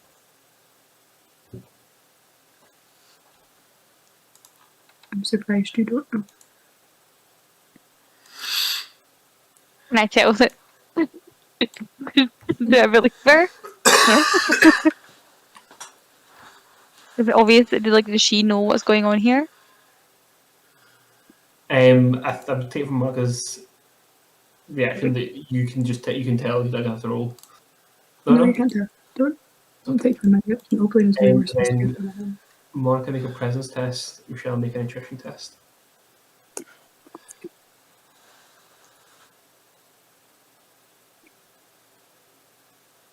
I'm rolling like absolute shit. Unfortunately, we're so high on tests because one of my favorite things about this is in combat you can't roll. You can roll shit, but you still keep doing cool stuff. 12. Sorry, just a second. Sam, can I use my persuasion skill on that? No, because you are just lying. Monica's like, what's the Oh, difference? mindset. Yeah, I genuinely don't see the difference. If I can make myself believe, I can make everyone else believe. Convince someone to agree with you through use of your charms and grace. Absolutely. I'm like wiggling a floating device so they just want to appreciate.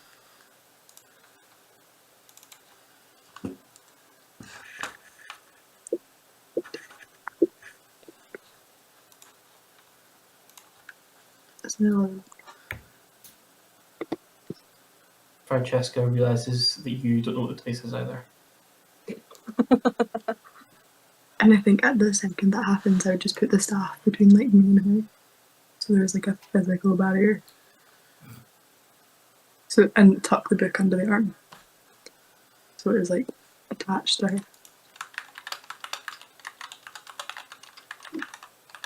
And you very much get the sense that if you take another step forward, you're about to get like baseball batted out of the room.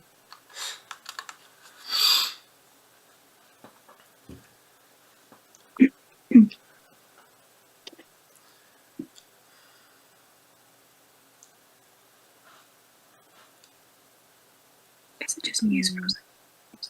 No one's frozen, we're just all trying to work out Sorry.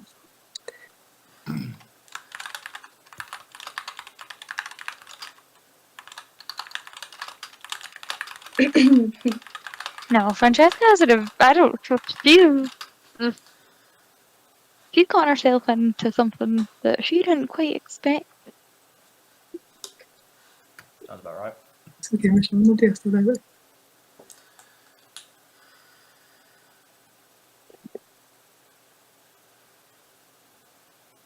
She's gonna take a seat though at this other table.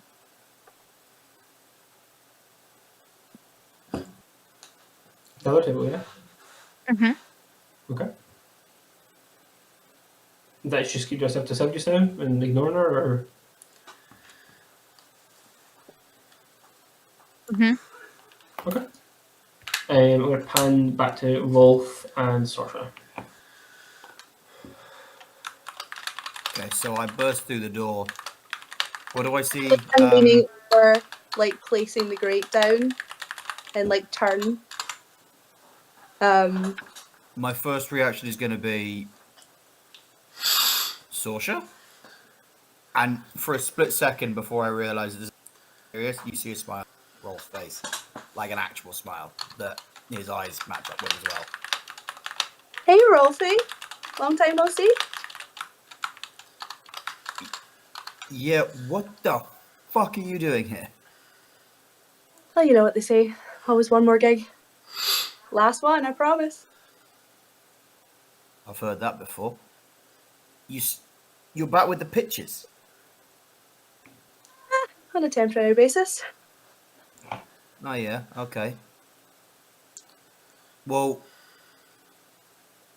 I mean, you can. I mean, I'm signed up with a key, so you can piss off. this is my gig. You're with the keys? Yeah, well, you know, when you sodded off, wasn't much keeping me with the pictures, was there? Ouch. You know, memories and all that. So yeah, I found other work. Sue me. Okay. I guess we've all made new friends. Some a little bit rowdier than others, but Speaking of which, you've always been the best of a bad bunch. Hamlet's going to stomp up. Who's this then? Oh, can you help me? I can't seem to get through to this guy. If you see my sister, please, I'm so worried about her. She has dark hair, very frail. Honestly, she's not in her right mind. She should not be out tonight. Make a hard presence test. Okay. And an edges +2? Okay. Why is the edge matter? Because I get an it. No, is it? I'll double check. Thought I get an edge on presence tests, but maybe it's. Oh yeah. Yeah. I forget you're supernaturally gorgeous.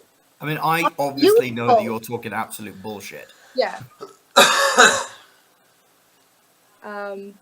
8, 9, 10, 11, How 12. loyal am I to 13. you? I'm so beautiful. 13. Oh, where's my sheet? My presence right now is 13, 14, 15. So then it'll be 16, 17. And I don't think I have a skill because I'd probably pushing it to say that I'm flirting here.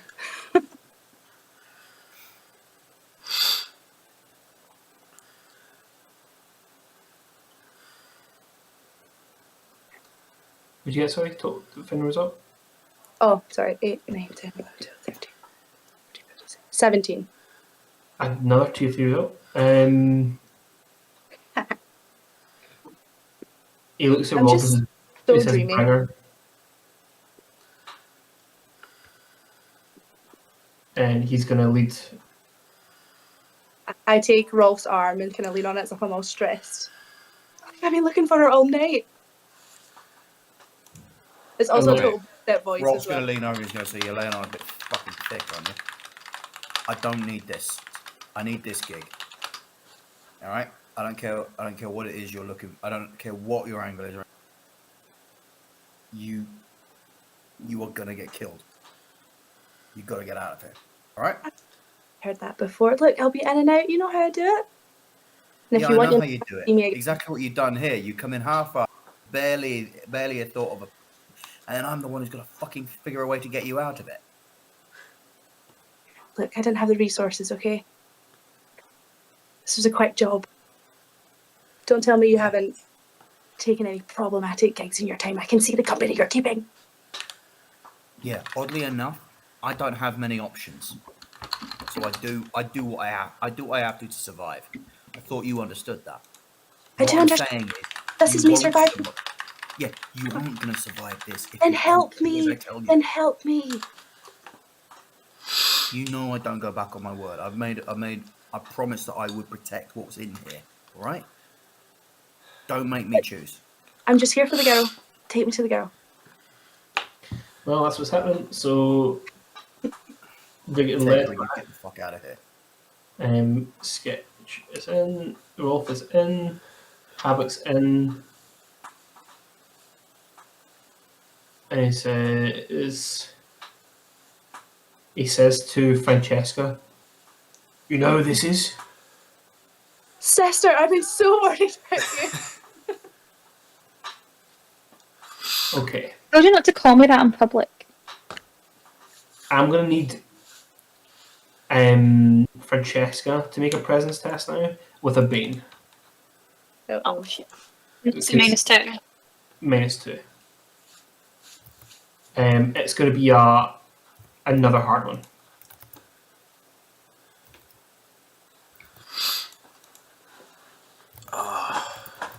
Pretty sure that's shit. Let me just check. I'm also just making my dinner, so I'm not in character sheet. 9.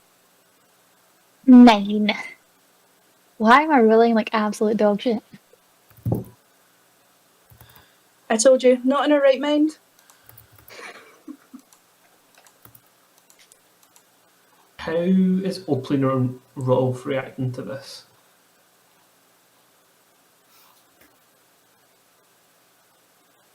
I feel like Well, I'm genuinely concerned. They're a little bit mad. Rolf? How am I reacting to the fact Yeah, that Francesca has gone? I told you not to call me that. For Sorsha. Yeah, like, you clearly know these people are not siblings, so I'm wondering if you're going to do anything. You don't need to do anything, I'm just asking. I don't know what Rolf does not know what he wants. Priority is to get Sorsha and to a lesser extent Francesca out of it. What? Coughing. Your face was coughing. Yeah, it's alright. Okay, we're going to pan over to Azrael. You're walking through these very, very foggy streets, Yeah. and you see a light coming from an open door at a warehouse, and there's a man's back to you, and you feel drawn to this warehouse. Yep. Just gonna take a wee quick swatch at the compass, but yep. Oh, the guy's back to me. That's lucky.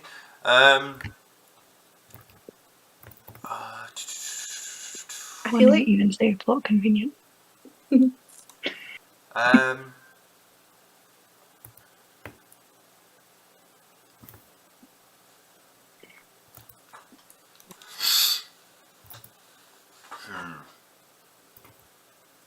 to think about how I want to handle this, to be honest. Okay, I'm gonna describe something, and I want you to let me know if this is going to be completely bullshit or if this is something that I can probably attempt to do. Jesus.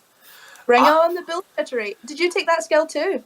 I am going to take a blank piece of paper, an A4 piece of paper that is completely blank, and I'm going to walk up to this guy, and I'm going to say, listen, I've got urgent news for the boss, and I'm going to show him this blank piece of paper. Is there a way that I can psychically influence this guy to make him think that there is something on this? Oh, piss Alright, off, doctor. Oh, no. Like to recognise a seal on it or something. That's fun. So you walk up to the guy, say that, and you look at the bit of paper. He looks at the bit of paper and goes, "Huh?" Then looks up at you, straight into your like ocular lens, and goes, "It's like a slow motion sort of." And he screams.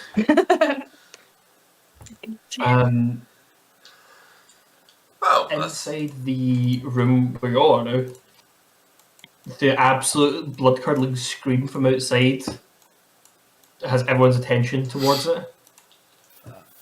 Sake.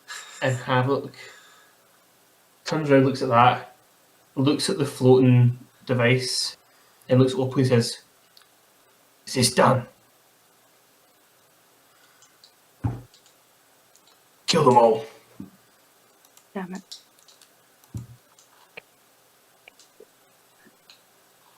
Throw a smoke bomb. One of you may roll initiative for the whole Who's team. feeling lucky? Not me. Brittany, you have dice and you should do it. I'll do it. It's You've 1d10. been rolling well. 1d10. Just 1d10. 1d10. 7. 7. So on a 4 or higher? 6 or higher, you guys win.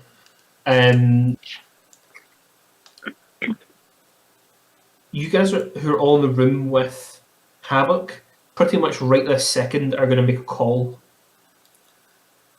on where you fall and whose side, who your friends, your enemies are in this situation.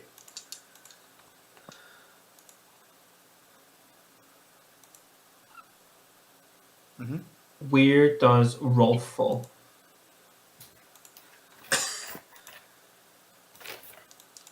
Well, Rolf's first action is when Havoc says, "Kill them all." Rolf's gonna go shout. He's gonna take a second. And he's gonna, no, and he's gonna pull his sword out and get it in front of whatever weapon goes for sketch/sword strap. Okay, I'm going to pause it for a second.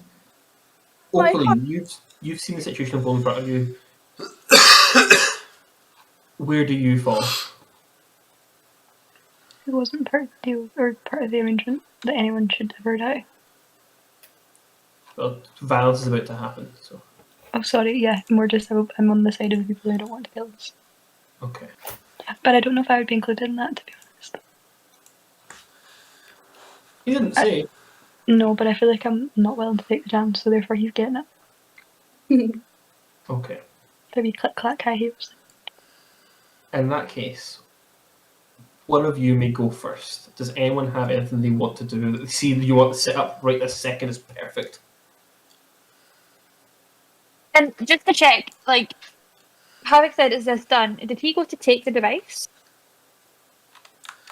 No, so the device is just floating in air. I believe Opening says she's got the Ramsey treatise under her arm. This dude just checked to see if the job was done. Okay, so he's not tried to take the device or the book or anything. Nope, he's not moved. You guys are going to get tapped first. If anyone's got a move they want to do, I would say that's a good thing to start with. If no one's got anything, then I think I have a suggestion for who could start. But I feel like, well, I don't know if I don't want to waste a turn, but I feel like my gut instinct would be to try and nab the. Well, that's the thing. I'm trying to understand like the information that Sketch has been able to gain in the past 10 seconds in this room. Like, do I recognise? I feel like there's a big floaty, weird mechanical thing. Pretty certain what the device is. Yeah. How high is it floating? Maybe 2 feet off table. Table's maybe 3 feet high. I feel like this is going to bite me in the butt, but I would love to throw down a smoke bomb and dive for the device. I'm on a job. You are more trouble than you are fucking worth. Okay. That's not true. Does anyone object to Courtney doing that first? But also, like, I feel like I'm going to try and grab it and it's going to zap me or something, so I don't want to steal, like, if anyone has a cool turn or a move or something they, like, want to set up. I'm curious what Sam was going to suggest, but I have nothing to get to not supply what. My suggestion still works in this scenario. So, I was going to suggest if because David said when he rolled initiative that he wanted to put a sword out, but I guess Sorsh doing something could trigger Havoc doing something could then make sense for Rolf to go then. Well, so that's what I'm thinking. So, okay, we'll say Courtney take a turn. Gorgeous.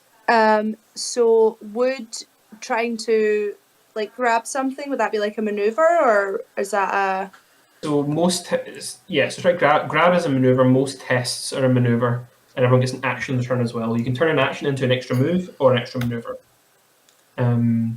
Okay, and it's in my abilities or my features. Everyone's move, you can obviously do things like climb, you can fly if you have that option, and so on. It's half speed for a lot of things. Everyone can always shift on their turn, which means they get half their movement, but they don't provoke opportunity attacks. Okay. And so it says that do smoke bombs it's not really, they just mechanically, I can say that and it allows me to attempt to hide while, like, It's not that I have to use an action and then a maneuver to do so, it's just it gives me the ability to try and hide. Yeah, it just says you gives you the ability to hide in plain sight, basically.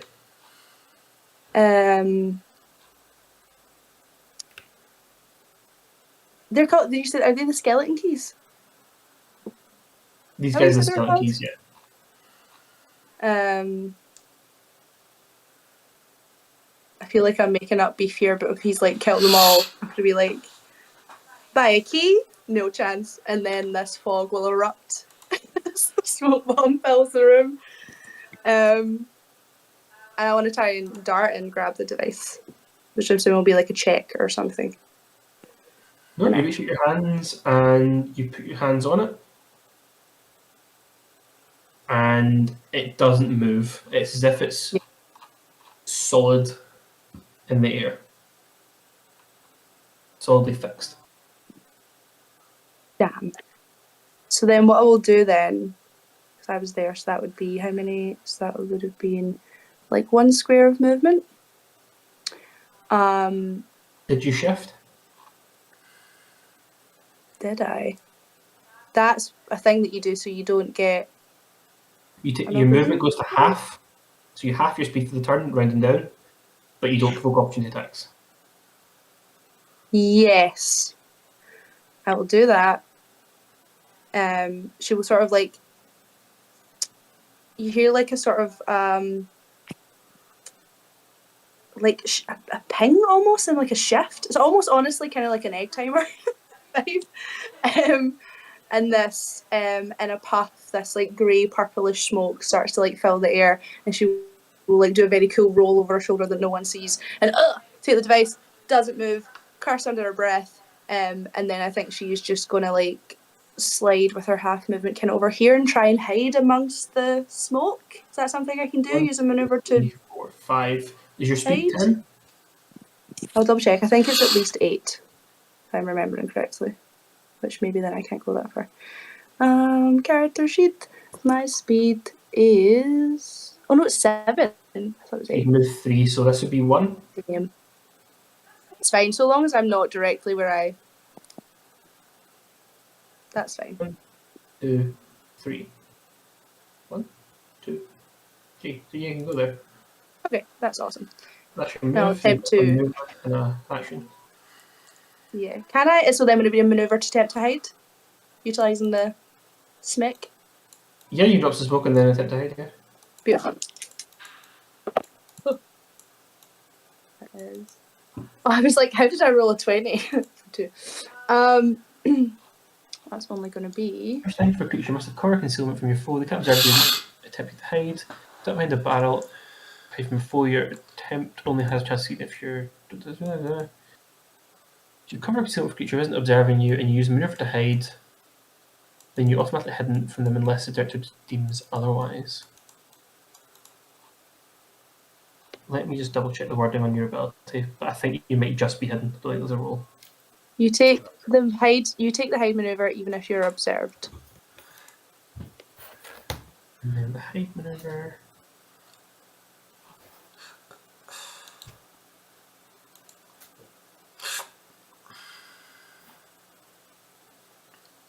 Yep, as far as I can tell, that just happens. That's fucking stunning. Gorgeous. I blend attacks against creatures, and they can't target you with attacks. When you don't have cover or concealment, you lose. If you use an ability to interact with an enemy creature, move without sneaking, or otherwise make noise or reveal yourself from hiding while hidden, you're no longer hidden once the thing you're doing resolves. Beautiful. I roll into the fog. I'm Batman. Anything else? I think that's everything. I think I did an action, a maneuver. What was your action? I thought trying to grab the thing was my action. Tell you. No, I feel like that's an object interaction, like a door. So no, you still got an action. Did you say before I could use that in place of a maneuver if I wanted to? Is it a maneuver to coat the blade? Your action can be downgraded to a maneuver, so you could coat the blade. Yeah, you could now downgrade your action to coat the blade if you want.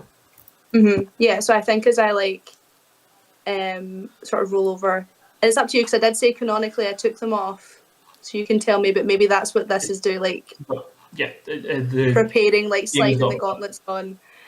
I open a little vial amidst the smoke and hope that I know that I can see what I'm doing and pour it onto these gauntlets. That'll be my turn. Okay. The Havoc and his guards are going to go. So the guard closest to Fraser, to Adriel, is going to make it. Before he does, I see this coming, so he does it with Bane. Beautiful. Okay, so what waivers for minions is I make a 1 attack for all of them, and who will make attacks this turn. And then he in particular is baned. Yes. So they all roll a base level. So he turns and swings his club at you for 2 damage, Fraser. Okay. And let's see, they have 5 speed. So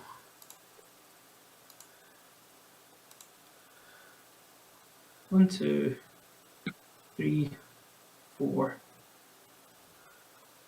5.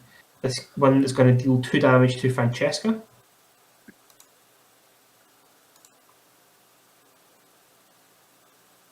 Five, 4, 5. And the rest of them can't do attacks, apart from Havoc. So Havoc is going to go right for Sketch. So he's going to move to here, and he's going to move towards Sorcerer. Now, at the moment, David, everyone's treating you as an ally. Are you going to make an opportunity attack against this guy? I see him go towards Sorcerer. Yeah, I'm going to make an opportunity attack. Okay, That's I was going to say very quickly before David does that. So, I am warded, so when he hits me with an attack, I essentially blast him away, so he gets pushed back 2 squares. So he just gets flung through a wall. So what happens in this case is you pick where he gets pushed, so it can be, as long as it's away from you, so it could be through the door 2. 1, 2. No, he wasn't there. Was he there or was he one further forward? It was here. Yeah, it was. Yeah. So you can go 1, so 1 back, and then it'll take 1 damage from hitting the wall. Yep. Or you can go 1, 2. Yep. Or you can go 1 and then hit the wall for 1 more damage. Yeah, he's going through 2. Like, just diagonal left. Okay, so it goes 1, and then you'll take 1 damage from hitting the wall. Yeah. I believe Francesca has a ward as well. One moment, please. Yep. No problem. And features? It'll be under your health, so where your stamina and stuff are.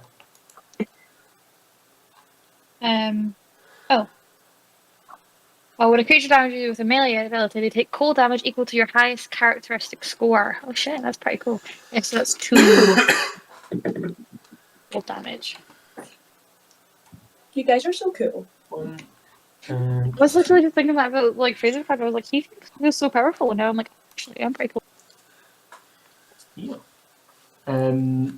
Okay, one of you gets to go.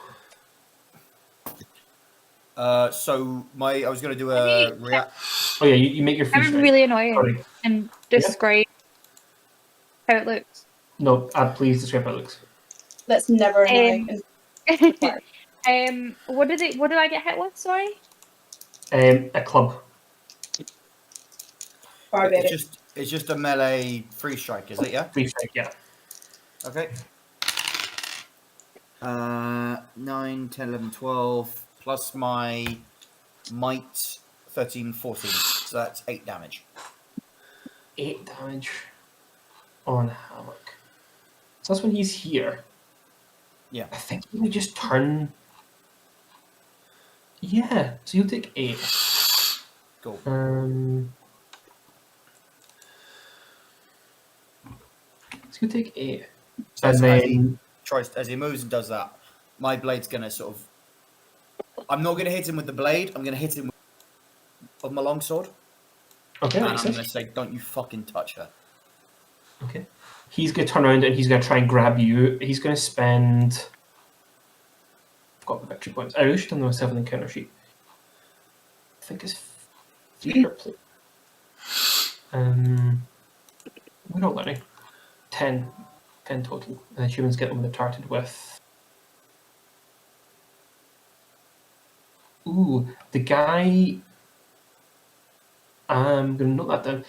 The guy who you dealt your cold damage to, Michelle, he's human, so he also has magic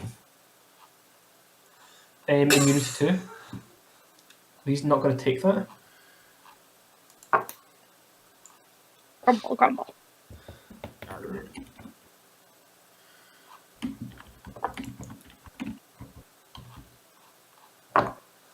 Okay. So he is. So I'm going to spend 1 villain power. EP, yes, on a maneuver from Havoc, which is 1 VP per target. So he's going to spend. He's going to spend 1, and this minion here is going to spend 1. This guy started here, right? Actually, he's going to move to Sorsha. So he's going to. So Sorsha will take 2 damage from this guy. Actually, with his club.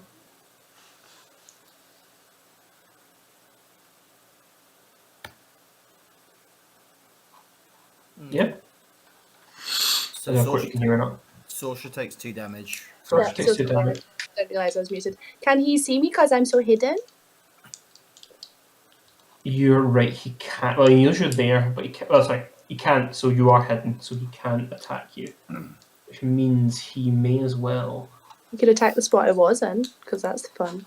No, so you just can't attack you, but he could make a maneuver to find out where you are. I'm just going to look to see if these guys get maneuvers. I'm sure he's making move. Only move action turn, a move and a maneuver.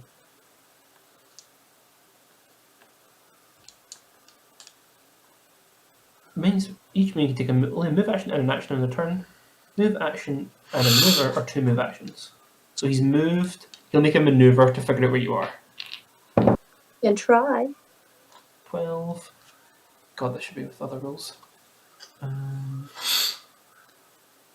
you have the hide skill? Let's see.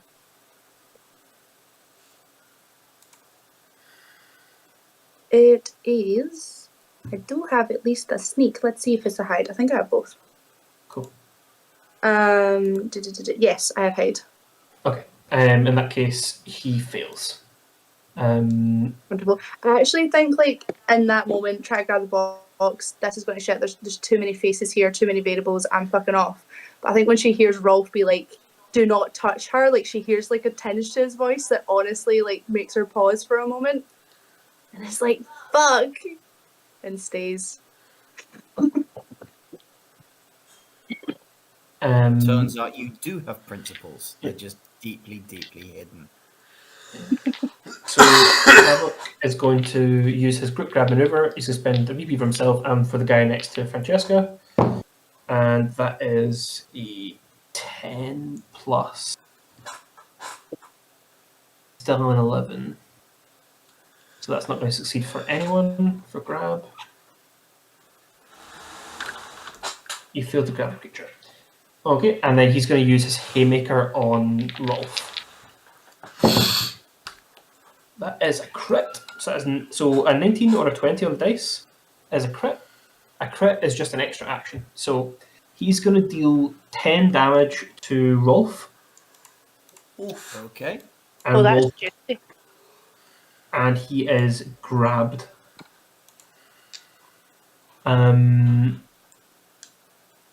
You have a Bane on attempts to escape the grab, and he's an edge on attacks against grab targets. So he might as well just try and grab you again. Try and haymaker you again. That is a 9 plus 8 is 17. That's another tier 3. That's another 10 damage, David. Fucking hell, that's okay. So that's 2/3 of my health gone. There you go. I know it's possible for everyone. I can do a recovery. Okay. Oh yeah, you could spend a hope token if you want. But I think we have 3 if you want to spend it on one of those attacks. 2. 2. But that's his turn.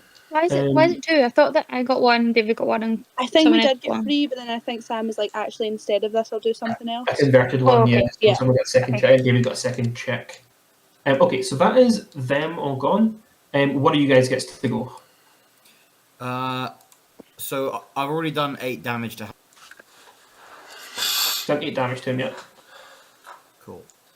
Do people mind if I do some stuff? How does this work? Like, how do we go? Like, do we all take a turn within?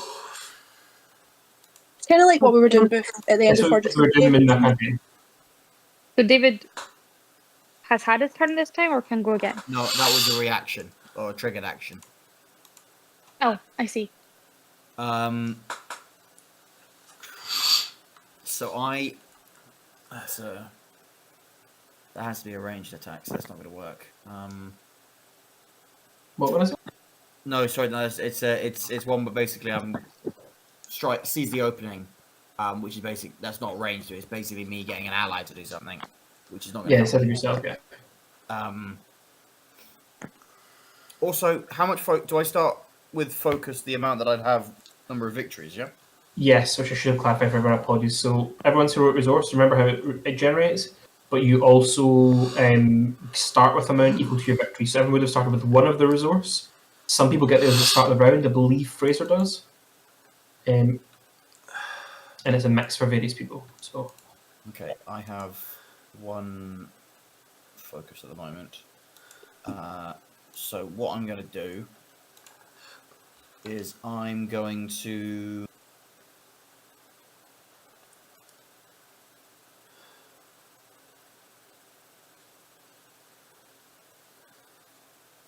I'm going to use my fancy footwork, I think. Yes, fancy footwork. So that's plus my might, that with 2.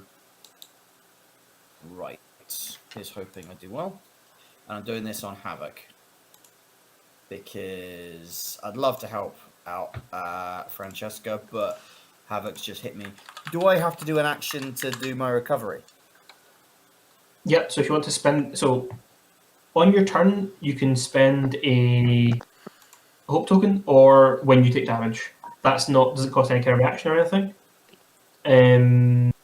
You could do that. You also have the mobile triggered action, which I should have mentioned. So, say this at the start of turn, when an enemy ends their turn next to you, you can shift to as a free triggered action. So I think 2 of you have that. Okay. Well, I won't do that, I don't think, because I'm wanting to Stay fight. close. So... Oh, you're also grabbed actually, so it wouldn't matter. Will grabbed. So you've got a Bane attempts to escape. You have a Bane attacks against anyone other than Havoc, and your speed is 0. Did he grab me? Because I thought he failed. He failed to grab you, but his tier 3 grabs anyway. His tier 2 grabs anyway as well. Right, okay. So he's grabbed me, so I've got a Bane, which is -2. No, you've not got a Bane. Only if you attack people other than him. Right, okay, so I can attack him, no problem. So I've got an action, I've got a maneuver, I've got my move, I've already used my trigger. Give me 2 seconds. I do apologise, Sam. What was your trigger you used, David? I did a melee weapon free strike. Was that not a triggered? You're right. No, it's not. It doesn't take out your triggered. No, it doesn't take out your triggered. Oh, okay. Right. So you could have parried his second attack or his first one if you wanted. Yes, I would have done that. So that second attack would have been halved, so I get 5 HP back. Is that cheeky? No. We're learning a new game. So give yourself 5 hit points back. That's very nice. Okay, so at 50% health points, guys. Right, I you know what? I'm going to use abilities. I'm going to use fancy footwork, and I'm going to hit him. See how this goes. Come on.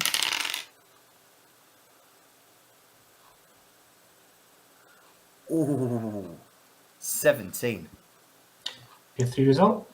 So that's So 14 damage, and he gets pushed 2, and I get 1 focus. So, just so grabbed. Creature grab is force moved. into a space that isn't adjacent to you, the grab ends. So you're pushing 2 directly away from you, so you can move them kind of like so. Here, here, here, here, here. Any, but like so 2. Can I move him into the wall? You could push him 1, and he'd hit the wall for here for 2. So Yeah, he'd take. That's what I'm going to do. Okay, so he'll move to. Oh, no, you can't. So that would be a slide. So you need to. It has to be away from you. So 1. Okay. Okay. So from where he was, he has to go away. So he can't go just to your right. So he goes away 1. But if I push the target, I can shift him to the squares to the X. That's fine. So he goes back 1, and then he'll take another 1 from hitting the wall. What was the damage on the attack? The damage on the attack is 14 damage. Okay. 14 damage, and he'll take 1 extra from hitting the wall. So he'll take 15 damage, taking down to 22. Now, just because I'm aware of things and calling things out, Opaline, you see someone being force moved. I do. I have a thing to do. But bear with me 2 seconds. Pardon? Bear with me 2 seconds. No worries. I was thinking of your triggered action if you want to use it. Oh yeah, that's what I was trying to do.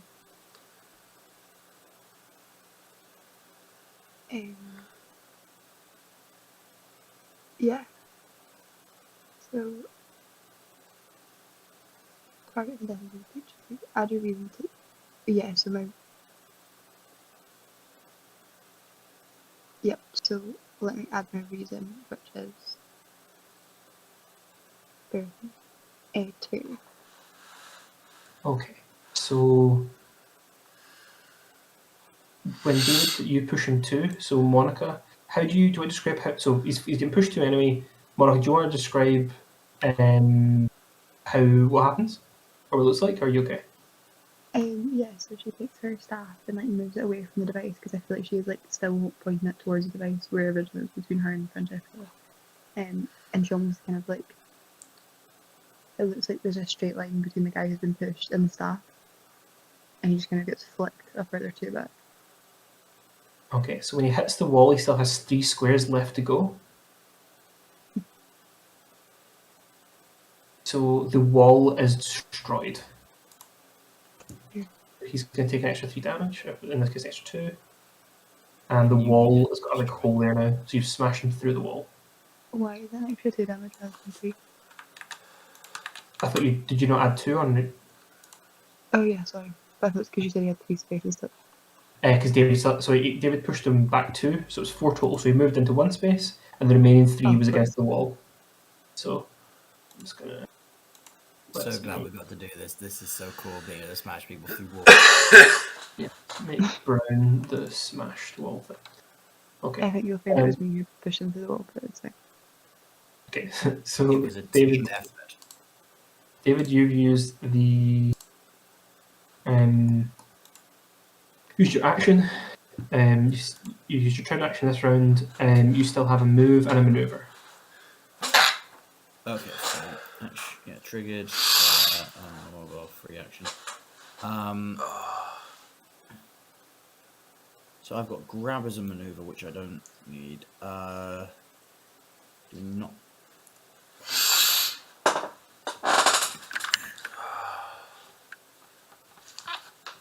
I don't need that. I don't need that. That's not for me right now. Wait, no. So mark I can use, can't I? Yeah. Yeah, I'm going to maneuver to mark.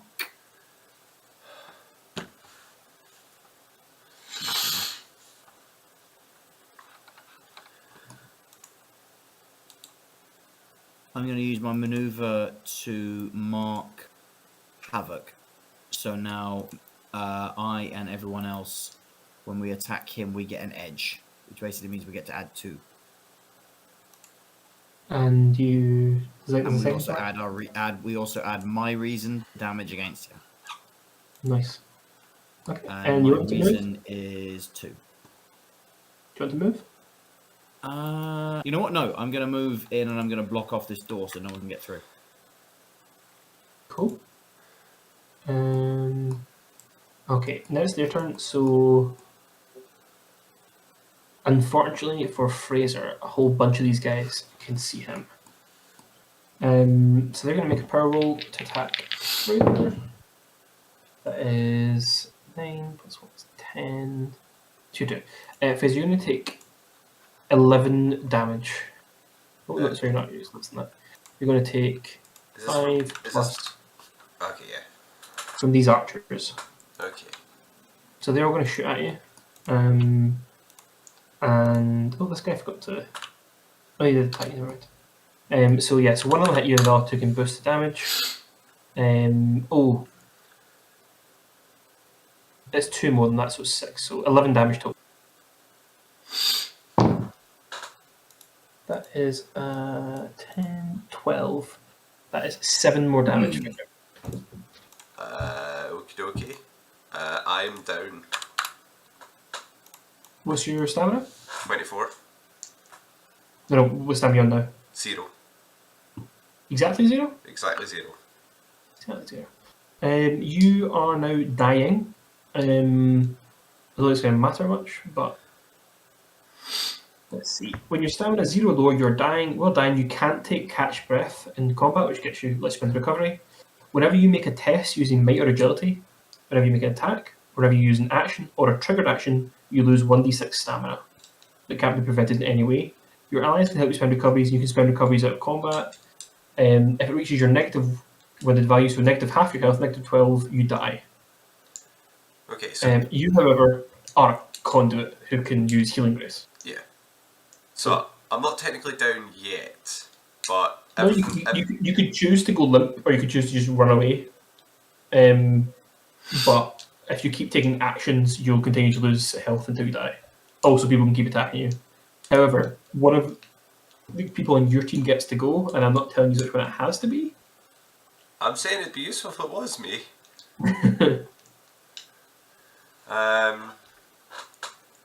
Let me tell you the story of Azrael, the innocent bystander. 100%. I just caught like a million crossbow bolts to the face. I don't like this Yeah, place. Go on. hasn't gone. Take your turn. Okay, so I'm going to use a maneuver first. So, well, technically, I gain 2 piety. It's the start of the round. Yeah, so the start of the round, not the start of your turn. Alright, yes, I've got 3 at the moment. I'm going to use an extra piety to gain.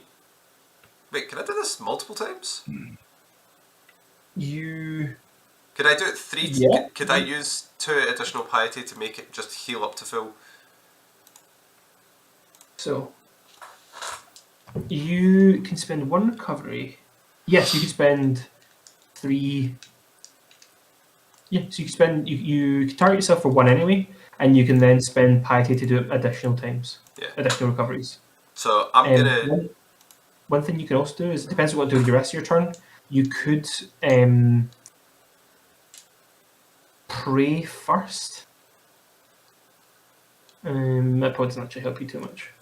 But yeah, you basically, it just depends what you do with the rest of your turn, because you could pray as well, you might get an effect in addition to that, but I don't think it matters the order right now. I think in theory you could spend 2 recoveries, 2 maneuvers to just heal yourself twice without spending piety. But Did I have 2 maneuvers? I thought so you have an action which can be downgraded to a move or a maneuver.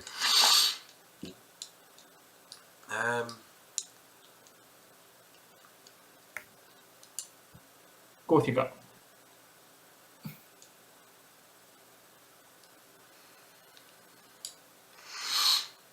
Okay. I'm going to healing grace myself, but I'm going to put myself up to full. So I'm going to use 2 of my piety. I go back to 24. Be very annoyed at the fact that these guys have just done this to me. What does that look like though, as you like just bring yourself back from death's door? It kind of just looks like time's rewound a little bit. Like, where the arrows sort of went in or stuff's hit me or stuff's gone, just sort of like plops back out, sort of undone, as it were. Neat. Cool, then. I reckon I'm going to take that many hits again, or... You still have an action and a maneuver. So an action and a move. So, we're going to discuss what's a 3 cube area. Is it a 3 by a 3 by 3? Yes. So there's now an AoE thing, so Yeah. there you go. Move it to your heart's content. Yeah. Blow them up, bitch. I suppose it has to like sit flush like this, doesn't it? It has to sit on the grid, as far as I'm aware. So like, there. Are they actually in a full space? Not if something's moved. So that should be like that. So you could get 3 of them if you want, or you can get 3 of them. Tell you what, I'll blast the guy in front of me with energy siphon. Okay. So that is a 7 and 7 plus intuition's 2. That is 16. So 6 psychic damage and immunity 3 until the end of my next turn. So you track that you've got that damage immunity. So I've blasted him for 6. 6. And then I'm going to do the sensible thing and step around the corner. Okay. I'll move a little bit further. Let's break line of sight. Yeah, I was gonna say because the guy's in the balcony, so he'll have line of sight as far as here. So yeah, you should be fine now. Okay. Now when you guys get to go, they've all gone. I hope you enjoyed that, folks. And the Capital Crows will return in part 2. Cheers.